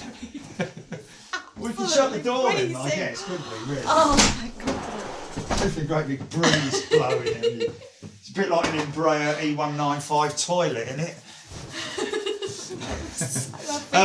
Right, so we've done that. We've done the winglet. How about that, folks? Okay, Jelly, let's have a little look around Staines International. Okay. Because a lot of people always like to ask us about what's going on at Staines International. There it is. Airport noise, Jelly, please. Yes. Okay, so just quickly, if you look, there's the museum. There's the museum. How cool is that, man? The Boac Concorde, which there never was one of. I know. Mate, that light in that building. Yeah. When did we last do a show? It's been on all that time. It's been on all that time, mate. Oh my God. Jerry, it's weeks since before we went to Australia. Oh my God. That is amazing, man. That's insane. That is insane. Because I didn't put that one on. I know I put that one on over there. Oh my God, that is brilliant. Flipping Lecky Bill's coming These through. are, yeah. No, it's a little tiny, it's a tiny. No. I know. It's got a great big like 240 volt cable going into it. But no. It's pretty cool. The little museum that we got there, our own little museum. We might add stuff to it, but keep looking, folks. Where's the security? So all these buildings here donated by Aviation Retail Direct, actually built by some fella who was going to do some models for retail, but it never happened because just the length of time it took him to make them.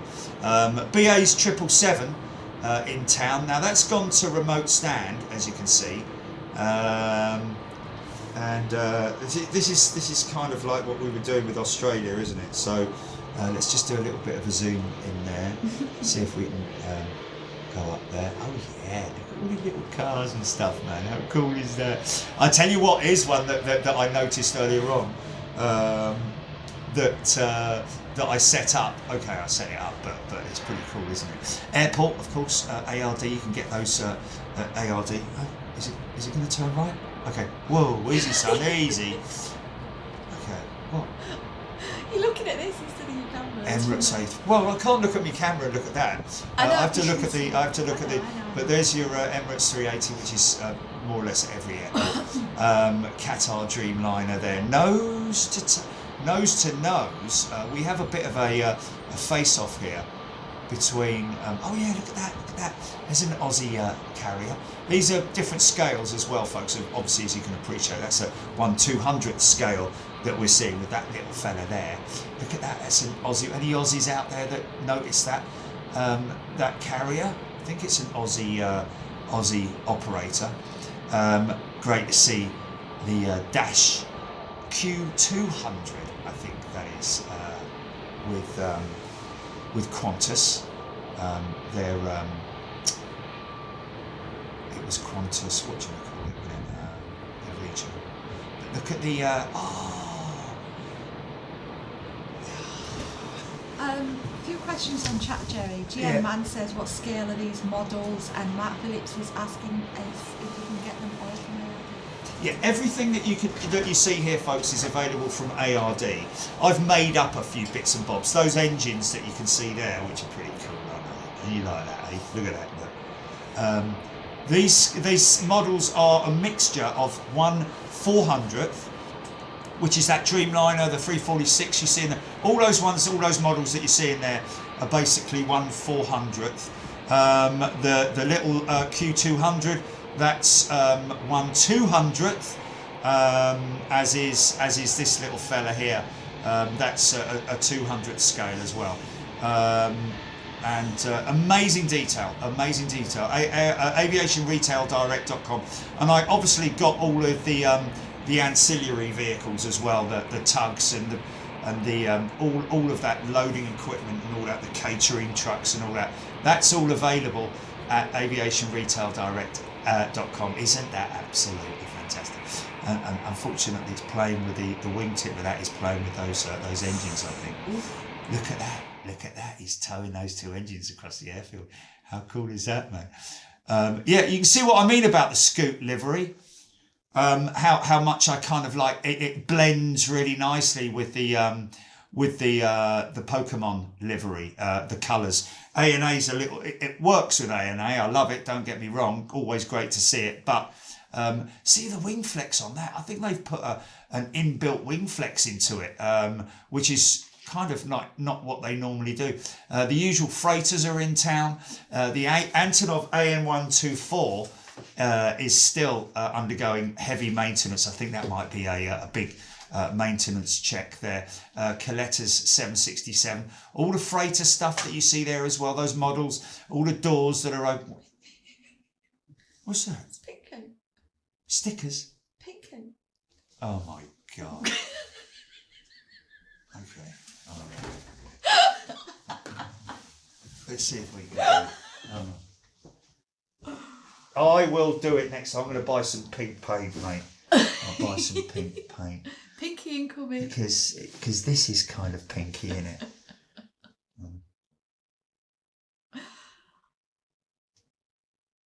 Oh, you didn't? Did you do the sticky bit, or did you just? No, it's just a piece of paper. Oh, Just a tiny little bit. it's not the sticky bit. No. No, man, you got to get the sticky bit. Look, hold on a minute. I can't do outright, mate. Look, hold on a minute. I just thought you put a tiny little bit of paper on. It's the cat. The cat's out there. Is he still outside? Yeah, no, he's all right. He's all right. So yeah, you've got to get. If you're going to use it's a great piece, isn't it? It's great. So then you've got that. Where did I put the thing? Oh, here it is. Okay. Kind of works in a funny sort of way. Oh, she's off again.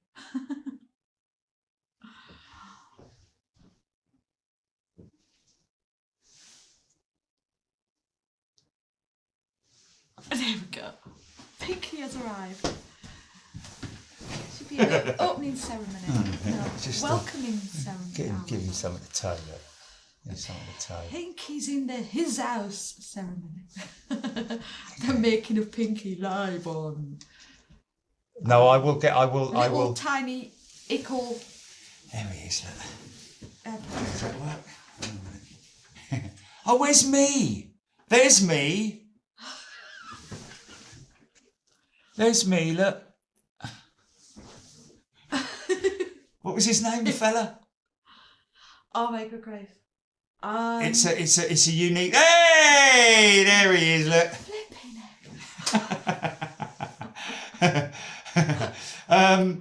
But hold on a minute, we got me over here as well, haven't we?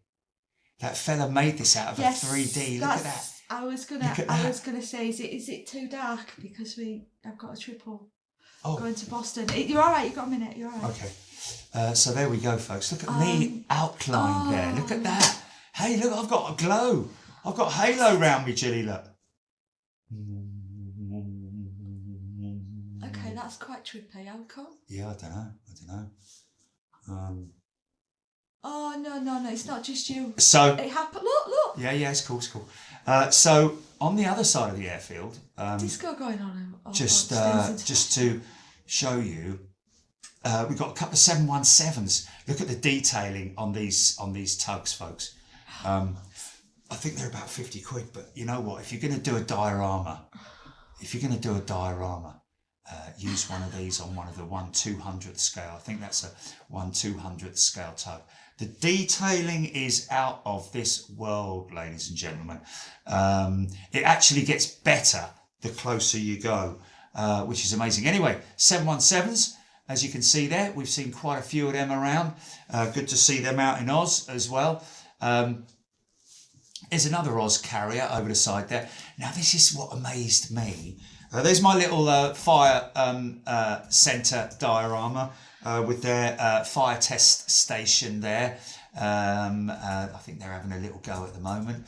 But lovely old Alaskan 727 that they scrapped for that particular service. Nice 320. I think that's an Aussie carrier, isn't it? That 320 Neo. Let's just have a little look. Where's that triple GP? But look at that in the background there, folks. Look at that in the background. Now this is one for Scotty Bateman. Look at the Hercules and the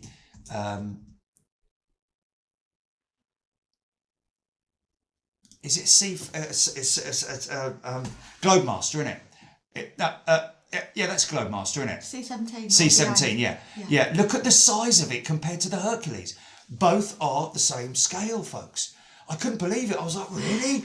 I didn't realise that Herc was that small compared to the C-17. I thought they were sort of like on the same. You can see why the relative military operators have gone for that C-17 and the prop variant as well, the real replacement for the Herc, which.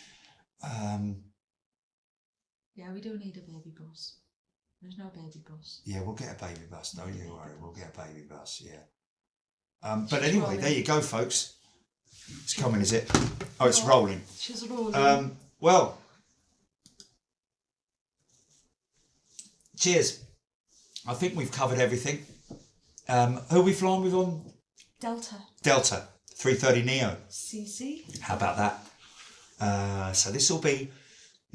Have I flown Delta before? I've flown American, United. I don't know You if know I've what? done I don't Delta. think you have. Done Air Canada, but I don't think we've done. No, I don't think we I have. don't think you have, no. So this is pretty cool. So next time, folks, we're doing it. What's the time? 8:41. I'll tell you what I will do, Jilly. Just in here, I'm just going to quickly bring up this because a lot of people. This is a great channel. Oh, it Stig's Aviation, yeah. Yeah, this is a great aviation channel, folks. Stig is a guy airside. He's got his cats. Look, he's got his cats there. He's a lovely fella. Knows what he's talking about. He's a ground mechanic. He's a ground technician with American Airlines. He's done a lot of stuff. He's really good at what he does. I would definitely recommend going onto his channel. It is just Stig Aviation, STIG Aviation. Oh, sorry, mate. Do you want? Well, I'm just having a look and seeing which I one know, I'm but going you're to doing do. that, so I can't put you back on. So we're still on airport Because- cam, yeah. Yeah, we're still on airport cam. Is that Yeah, okay? yeah. And you I just wanted to give you an don't- idea. Triple. That's what I'm saying. I'm trying to tell you. Okay, go airport cam. I mean, go. Oh, it's going to be too dark, isn't it? Live. Okay, go airport cam. I mean, go this cam.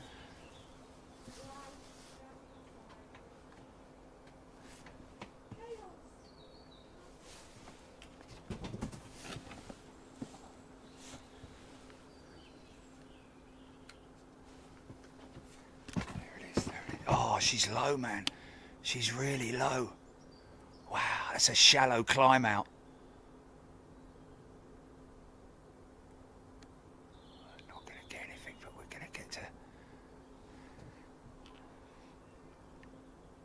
Single flash for the Boeing, folks. Double flash for the AIRBUS. If you're ever wondering how you can identify an aircraft just by its lights, obviously left, right, and left. The nav lights red and green. She's got a tail lit up. She has. Wow, look at that.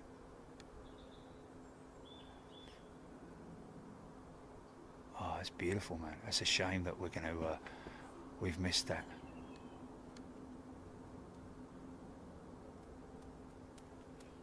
Wow, it's a big turn. Look at that, man. Wow. Aviation. Stig Aviation. It's a lot of his videos are quite long, so we'll just do this one here. Can I have the thing? Oh, can you let me finish? Hold on a minute. Hold on a minute. Just okay, go on then.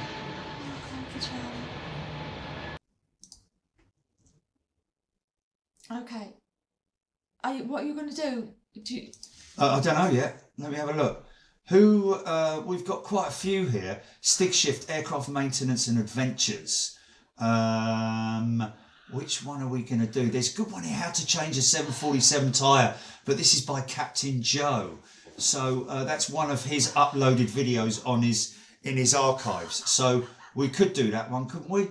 Anyway, or we could do another one. Let's just have a quick look at this. 40 minutes long, Royal New Zealand Air Force, Stig Shift. Okay, 55 minutes, 1 hour 18, 45 minutes. Wow, yeah, he's got... it would be helpful if you went to his channel, Jerry, instead of just looking out through random people's videos. Oh, I thought I was on it. No, I am, look. No, you're not. You so need I need to go click to on it. that. Yes. Oh, okay, oh my sorry. God. There. And then go videos at the top, yeah? No. Okay, that yeah, one. here we are, yeah. Okay. Okay, that's what we do. It's only taken me 8 years to figure it out. Can I just transition you? Okay, yeah, okay, Sorry. okay. So you're going to put me on... So people can see what you're looking at. Oh, okay, Otherwise yeah, no, it's that's kind cool. of pointless. That's cool. So you can see here, folks, Stig, great guy, does audio, talks a lot, and all really cool stuff about the maintaining aircraft. But as you can see, a lot of them are very lengthy indeed. I'm just seeing if there are a couple of particular. Guess that price? No. 49 minutes 26, 47, 1 minute 30. Jet engine running safely distance. Yeah, you see, that's quite interesting, that, because you just get a little feel of him. Aircraft air conditioning and pressurization system. This could be quite good. 4 minutes and 17. Shall we watch that, folks? Let's just watch that then, shall we? Aircraft main landing gear, body gear, steering actuators, and clearing a fault. Okay, 4 minutes and 42. This looks like a 777. Aircraft main landing gear, body gear, steering actuators, and clearing a fault, obviously. So this is quite a good one. You ready for this? Are we gonna? Am I going to play it? Click on it, but don't play it. Click on it and then pause, yeah? Oh, look, he's got aircraft thrust reversers. Okay. Okay. Okay, I paused it. Go for it. Okay. Bigger aircraft get, Go the for more it. complex systems also get. They have to compensate for hear this, certain yeah. things. One of the main things that they do have to compensate is their landing gear. You think it's easy for a massive giant like this to make a very tight turn? Nope, no it's not. This is why you have body gear steering or main landing gear steering assist. Aircraft such as the A380, the Queen of the Sky, 747, have these, as well as the 777, 200, and the 300. In order for this aircraft to turn like this, a very tight turn, and not cause any significant damage or deterioration to the landing gear and the wheels, it needs main landing gear steering. There is so much weight and force that is being put on these landing gear that it does need some help. So let's take a look at it. The actuator in question. Engineers figured out that if they can make the aft two wheels on this 777-300 turn the opposite direction, the aircraft can make a tighter turn without sacrificing any of its landing gear components and tire degradation. The control function comes from the flight deck itself, from the tiller. Let's take a look at it. The captain and the first officer both have tiller control. As soon as these tillers go past a certain degree, the main landing gear actuators will activate. Now, time to time, this system does malfunction. And here's a very good So just a quick one there. That's basically the tiller. That's operating the front nose gear steering and a certain angle, a tiny angle input of the bit like the trucks that you see with the all wheel steering. The rear wheels are only ever so slightly, a lot less than what they have on the front gear, for example. So if he's turning a tight turn, and you can see the wheel on the front of the aircraft doing a tight turn, the back wheels will only be ever so slightly pitched. Here we go. example of how we clear that fault. This is a 777-200, and in this situation, the main gear steering actuators or the system malfunctioned or put out a fault on the ICAS. ICAS stands for Engine Indication and Crew Alerting System. As maintenance, we troubleshot this and we found the correct FIM, fault isolation manual, and we found the correct code. Now, in order to clear this fault, what we had to do is separate those scissor links right there on the nose gear. This is to prevent the nose gears from turning. All we want to do is turn the actuators and the tiller in order to actuate, or activate, I should say, the main gear steering actuators. It's a fairly simple process, and remember to always reference your maintenance manuals and your FIMs. First, we disconnect the electrical harness, or the cannon plug right there. How easy is that? Crazy. Second, we It's an want to electrical disconnect plug. the nose landing gear torsion links, or the scissor links. Simply by Wow, pulling how those easy is two that? levers, the torsion Push link that. will separate. Wow, look at that. Once that is completed, my partner that is upstairs will activate hydraulics, and then he will turn the tiller. The tiller will be turned clockwise and counterclockwise in full direction. This is in order to activate those main landing gear actuators. We want to make sure the computer system is reading them and make sure that they are in sync. And here we go. Let's enjoy the show and watch these beautiful actuators do their job.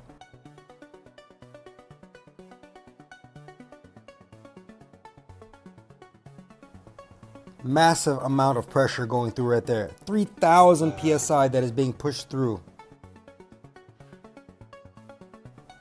As you can see, a full range of motion of those nose landing gear steering actuators. The reason we disconnect the torsion links is because, first of all, we don't want any unnecessary movement of the aircraft, as well as no deterioration to the nose wheels. When it's standing Just still, a quick yes. side note of the reason why this happens, or this fault gets kicked up, is during pushback, sometimes the actuators themselves are not in sync, or maybe the computer is not sending the correct information, or has some kind of a lag to it. So that's why this happens. It's a common thing, but it's very Okay, folks, just one small thing. I didn't realise that those actuators, these are the hydraulic actuators here, which are basically like a suspension unit, but they act in a different way, so to speak. But they basically are. That's where all the pressure is in here with the hydraulic pressure. But I'm interested because what you see when you look at aircraft is they always stick out in front like that. I've never noticed actuators moving, or is that just because it's unlinked? easily cleared. But in case there was some kind of a malfunction within the steering actuators or the computer system, we can MEL it, minimum equipment list. Sorry, it's not linked up to the back unit, it's not linked up to the wheel, so those will turn in sync with the wheel steer. They're just checking that the actuators are actually operational and in The sync. main landing gear steering system can be locked out and aircraft can be dispatched. But we got lucky and the fault did clear, and there you go. I put the link back together, reconnected the cannon plug, and it was good to go. Now, try to dry up myself because it was a rainy day that day. Go upstairs and do the paperwork. But that's about it, guys. All in a day's work. Aircraft gets dispatched and everybody's safe. Take care. Have fun. Okay, GP, back to me. Folks, how about that? Stig Aviation, check him out. He's got some great stuff. Some of it's quite long, but it's definitely worth watching if you're at all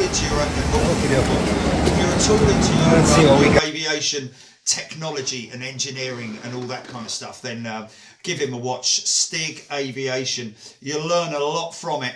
He's obviously somebody who loves his job. So when you're sitting on a plane and you can see all these people walking around the aircraft, each one of them's doing a different job, but you might from time to time see a mechanic coming in there. One thing that he did, which was, where was it on the... Bigger aircraft get. That's the only problem. Gen X breakdown. One thing I just want to show you quickly. The tap. Oh yeah, we'd have to do that at another show. But where was it? The hold on a minute. Let me just see. It's where they top the oil up, which we've seen quite a few times. This is the Gen X. He's running through the Gen X engine. Pretty amazing, man. I'm gonna struggle to find that, but basically on the side of the engine, on the right hand side of each engine, so it's literally on the left engine it's on the right side, and on the right engine it's on the right side. The oil fill panel that they undo and top the oil up, literally, just to and I think that oil isn't so much I mean, it's obviously pressurized, but it's to lubricate parts of the engine.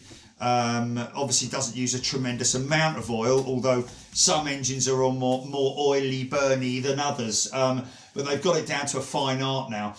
It's not, I mean, it is in terms of running the engines, bearings and systems like that, which is multiple parts of the engine, as far as I'm aware. We'll have to check it, but that's a great one to go for, folks, I have to say. One other thing I just wanted to see, Jilly, if I can find it. Hold on a minute.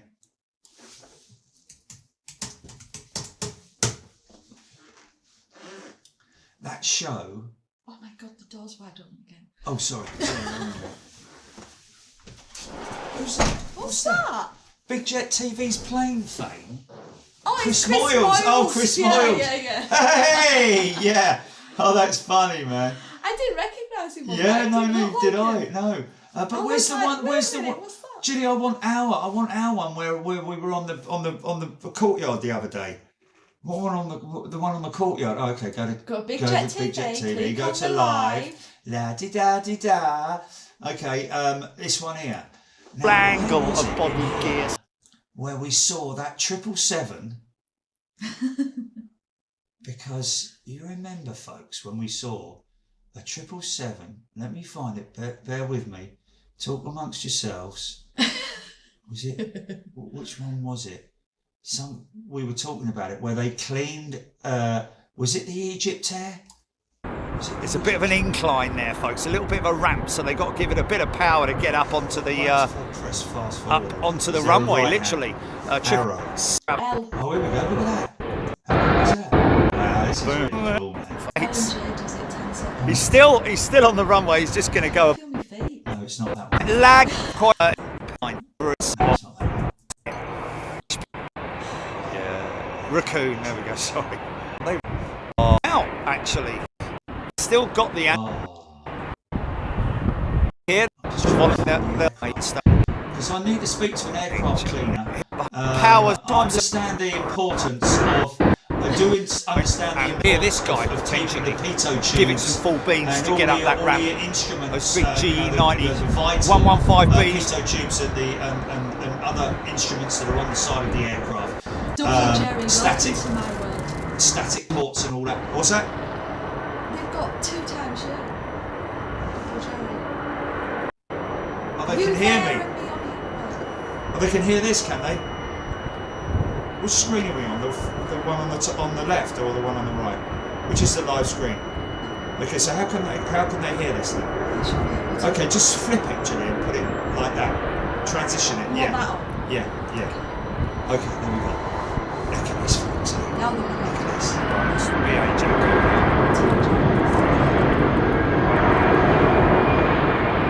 Line up 279. Below St. G's. Oh, I can't fast forward it. Oh, no, because you've been doing the blood miles. Yeah, just There it is. just keep clicking. Listen to this thing.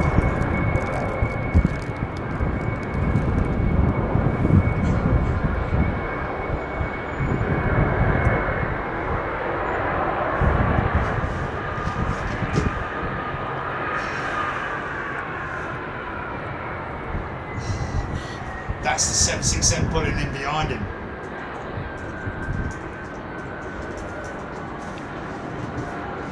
But anyway, what I'm looking for here, folks, is a oh yeah. There's so much good stuff. But I'm looking for a jet. Oh my goodness, 2 weeks, folks. It We'll be had a wash, but clearly around the flight deck area, it was still.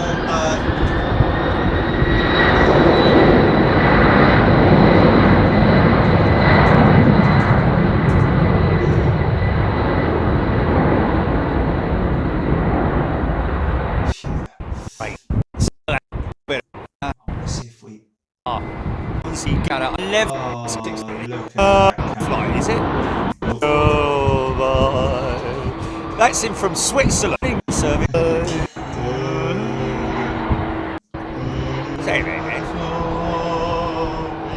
Will be Pratt. If you remember, the Pratt & Whitney powered jets. Well, actually, undergo inspection. But here she comes. Louisiana. Etihad 7 is a very interesting. Is actually to check the courtyard show from the other day, folks. If you want to have a look through it, but it's good, man. Don't very rarely look back at the engine. Can't move it, buddy. I can't move it. I know. You got what? What? You got what? There we go. Wave. You do know that because you're like fast forwarding that, everybody's ears are getting blasted by you fast forwarding. Okay, well, Jamie Lee, sorry about that. Oh, we got a bit of a funky shot there with Jamie Lee, actually. No, it's just nuts. Almost, if I could see where the hell I'm That's looking. right. We're just blah blah blah, isn't it? Well, it's Jamie I'll Lee. just give you a few examples of the So Michael White's giving us Stop another doing 10 it. minutes. Ow, that hurts. Wow, Michael, thank I think I ate 4 cherries. It's alright, Little Pratt & Whitney sleeve, look.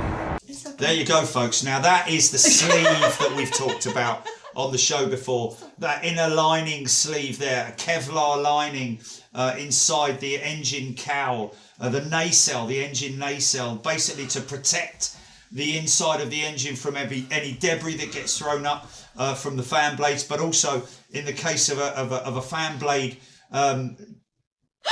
destruction, it will encase that. What? The green sleeve. He's already moved. They're skipping in helping my speakers. Did My you- head's spinning. Only 777. It's blah blah blah 3 shots. Rings for you. I'm not From tripping, the, you're tripping. Keep taking the pills. It's hilarious. I need to see this jet. Not that in the chat. W's. That's the chat from I'm the not other reading day. that chat. Okay, I'm not looking at that. I'm Look looking at this. at Look at this big old lump going out. That's a sack. Somebody wanna find said that there's jet. an Instagram Bang, where I'm 70s, like, 80s. Yeah. You might see a livery very similar to that, in fact almost identical. They have now reverted back to that livery for their new jets. All like you see on a motorcycle Look at pipe, that. for example. No,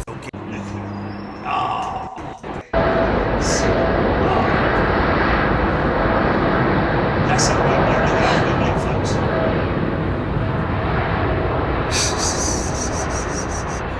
someone's been reading the not the headlines, the crap lines, haven't they? Yeah, most of us. Yeah. Remember about the pay? She Crap lines. was. Did you hear the I mean, I'm thinking what we'll do to just really see code when it's about made. Boeing making their new 747, eh? Wish the new that is Did you not hear the end about on it? it. You never know. Isn't that beautiful, man? Look at that wing just flexing away in the breeze. Oh, okay, so we've got to stop doing this. Right, okay. I thought it was actually alright myself. I You wouldn't don't mind it. get it, do you? If you What- look what's the on problem? flight radar, as Absolute chaos. Yeah, but I'm Because just you're thinking... just skipping through the footage. footage. Yeah. So they're getting bombarded. Yeah, but I'm not going to show them 3 hours and 40 minutes of aviation. I'm looking for. I'll find it. I'll tell you what I'll do. I'll find it and then I'll show them it next week. For God's sake. Oh, we won't be here next week, will we? But basically, folks, You just confused everybody, basically. Yeah. What I was looking for. Let me pause it. Right. Okay. So look. Can they see my mouse? They can see my mouse. How cool is that? The front section of the aircraft here, folks. There was a 777 that there was a grey like the original. The whole aircraft had been cleaned. The whole aircraft, and there was just the cockpit area that was dirty. Whether that was something to do with some kind of windscreen system that they were using for you don't need to wash it off, so we don't want the windshield done because we'd have to reapply it or something like that. I don't know quite what it was. I'll have to hopefully speak to an aircraft, somebody who is involved with cleaning aeroplanes. Okay, make it stop. I've just seen you make it stop.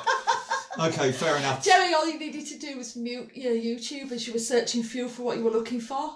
It's the noise it makes. Oh, okay. Where is that? Okay, so yeah, that button there. There, right. While you're scanning through, mute that, and then when you've found what you want, yes, unmute it. All right, okay, okay. So they're all right with with me waffling on here. They just. It's alright. It is funny. It wasn't a UK operator. I think it was. An overseas operator like American or United or something like that. I think I know what it means, but can't remember what plane it was. Says Paul Skilling. Yeah, I don't think it was a British operator. Sorry, what actually are you looking for? I'm looking for an aircraft. Oh, was it the ANA? That was nice. Oh, hold on, what's this? Was it the ANA jet? Was it the ANA triple? Possibly. It wasn't a new jet. I think it was an old jet. Hold on. No. Was it him? Was it him? No. He's all nice and clean. Look, he's all nice and clean. Let me just see. Oh, there it is. I found it. Oh, okay. Okay. Here we go. Right. Okay, folks. Okay. This is it. I don't need to put the audio on, really, do I? I don't really need to put the audio on. But here we go, folks. This is it. Now, look at this. It's a Qatar jet. Right, there. Now, look at that. Isn't that interesting? So, I think that might be a one of the sensors up at the top there. This is what we say that with the smiley face, look. So, you've got angle of attack sensors here. And the static ports. There's static ports over here. Static ports here for air pressure and all that kind of stuff. Airspeed indicators here, all that kind of stuff. That's why it's very important to have pitot tubes clear. But look at that clear line there that you can see round here. I'd like to know why that is, and I've seen that on quite a few aircraft. In fact, funny enough, I've seen it the other way round. I seem to remember seeing it at Schiphol, where the aircraft was dirty, but the front end was clean. So, what do you think? After all that, he doesn't want the audio. I'm sorry, Chance has been absolutely hilarious. Okay. Anyway, thank God it's been found. I wish I could say it was worth waiting for. Thanks, Chris.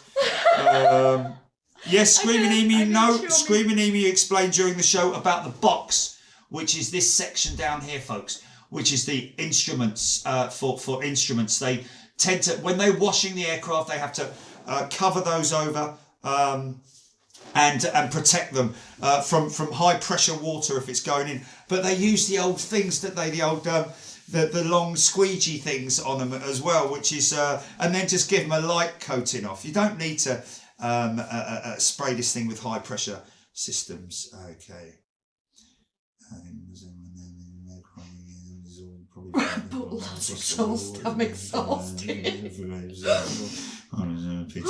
Oh, Robbie Munro, pitot tubes always getting full of flies. You can suck them out, but make sure the heater is switched off.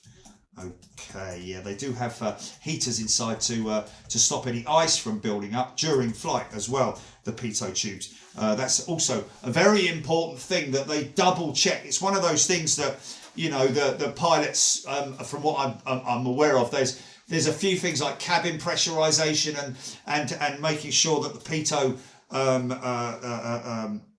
de-icers are off. But anyway, everyone's exhausted and they all want to go to bed, Julie. 940 people watching. Turn it off. They all left when he was. I'll be talking to myself in a minute. Anyway. That was the funniest comment that set me off. There we go, folks. Hey, listen, if you want to check it out, by the way, that's not me farting. That's me. Cool. YouTube have just released their last in their series of creator videos. Is that right, Julie? Hang on, I can't transition. I'm having a moment. Just a sec. What's going on here? Well, it doesn't really what matter, have you done now? Don't worry about it. It's all right. Look at the big old smiley face on the 777. Nice. I'll do it that way. Okay. Okay. Oh, hey, that's cool. Why do you do that all the time? I do on mine at home. Why did you do it on this one? I like that. Anyway, yeah. What was I saying? Oh, I've lost track. Did I timestamp it? Did I timestamp what my timestamp? But anyway, yeah, Julie, the video, YouTube creator studio. No, we'll let you know, folks. We're gonna do whatever. But anyway, listen, folks, thanks so much. It's been great. Hope you've enjoyed it. We'll do more stuff now that we've kind of got this whole thing working nicely now. I think the audio's good. I think everything's no. In terms of playing stuff out, I'm all down with it now. I don't have to move anything. I can do that, and so now I can load up loads of videos. Is what I'm saying. So we'll have more videos to play out, more classic stuff from what was his name? That fella, the old fella. Old fella. Come on in. Ooh. Here he is. No, it was the fella from Ostend. What was his name? Oh, Peter. Like Vrecke. Peter Rabbit. No, Peter Crouch. Began with V. He's big. He's red. His feet stick out the bed. Peter Crouch. What was it? It began with V. V. Vrecke. Oh yeah, it was, wasn't it? Verecki, wasn't it? Yes. V-E-R. I'll put E-K-I and see if anything comes up. No, it wasn't like that. No. Okay. Verecki, wasn't it? Yeah. Give me a sec, I can find it. Peter Verecki. Yeah. No, it's not. No, that's not him. Hold fire, Jerry, because I can. We'll close this one out. We'll close this week's show. Oh, do you not need it now? Yeah, no. I want to close the show out with a good quality old school piece of footage from Peter Verecki. Does a lot of stuff from Ostend from back in the day. I don't know if it's stuff that he had it on camera and he's converted it onto digital or whatever he's done, but proper old school 707s, DC-8s, all that kind of stuff. You've seen it before. And I know to all the fans out there who enjoy watching these shows, by the way, folks, because I understand that there's a lot of people who enjoy watching them, even though we've only got 900 people watching. Oh, Jerry, can you stop touching things on there? I'm not doing anything. I'm on my phone. But you did, because... Patrick Verecki, there we go, early birdie. Patrick Verecki. Thank you, Patrick Verecki. I'll get the channel link. There it is, at the top. Okay, here we go. Right, let me find one, Jilly. Let me find one. Okay. Oh, it's upcoming, so he's got stuff coming up. Wow, this is something that we see quite often, isn't it? Oh, yeah, like that. It's 27 minutes long, though. We've played that one out. ME262, flipping it. Let's just have a little look. Okay, Douglas KC-10, 3 touch and goes in the rain at Ostend Airport. Okay, Julie, that's the one we're going to bring up. This is 3 minutes and 16 seconds long, so I'm happy to run this one. Press play, here we go, folks. No. Hold it. Are you muted? Because I've got no audio. Wait. I'll do it here. There we go, fixed it. Aborted land. Watch this. KC-10, DC-1030 based on that set again. Oh, this has got to be this is true.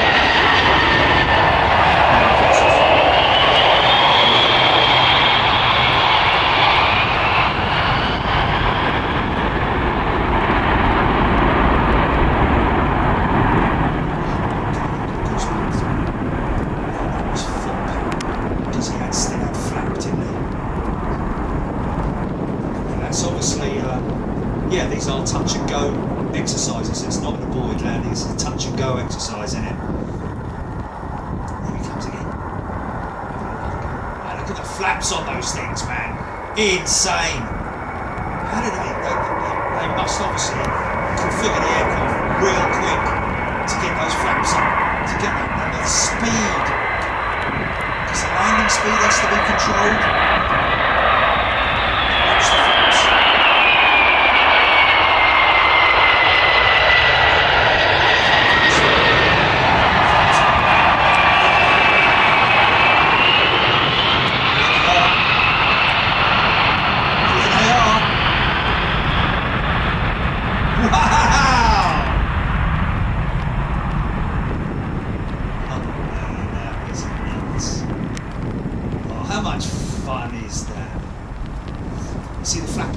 On the DC-10 case.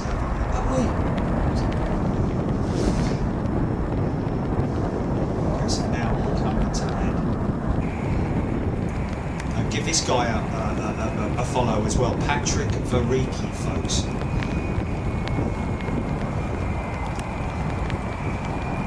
V-E-R-E-E-C-K-E. Patrick with a C-K.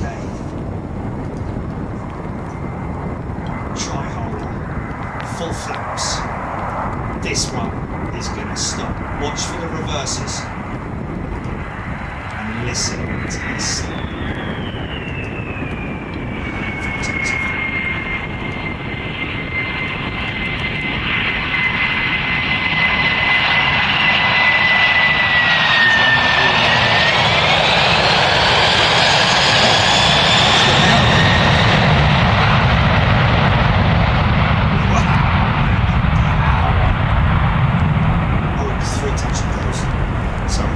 Next one is the stop.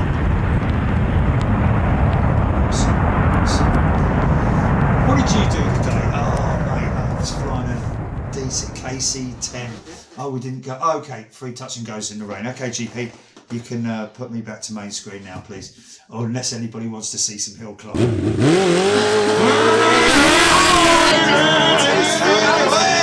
Hey! I was thinking.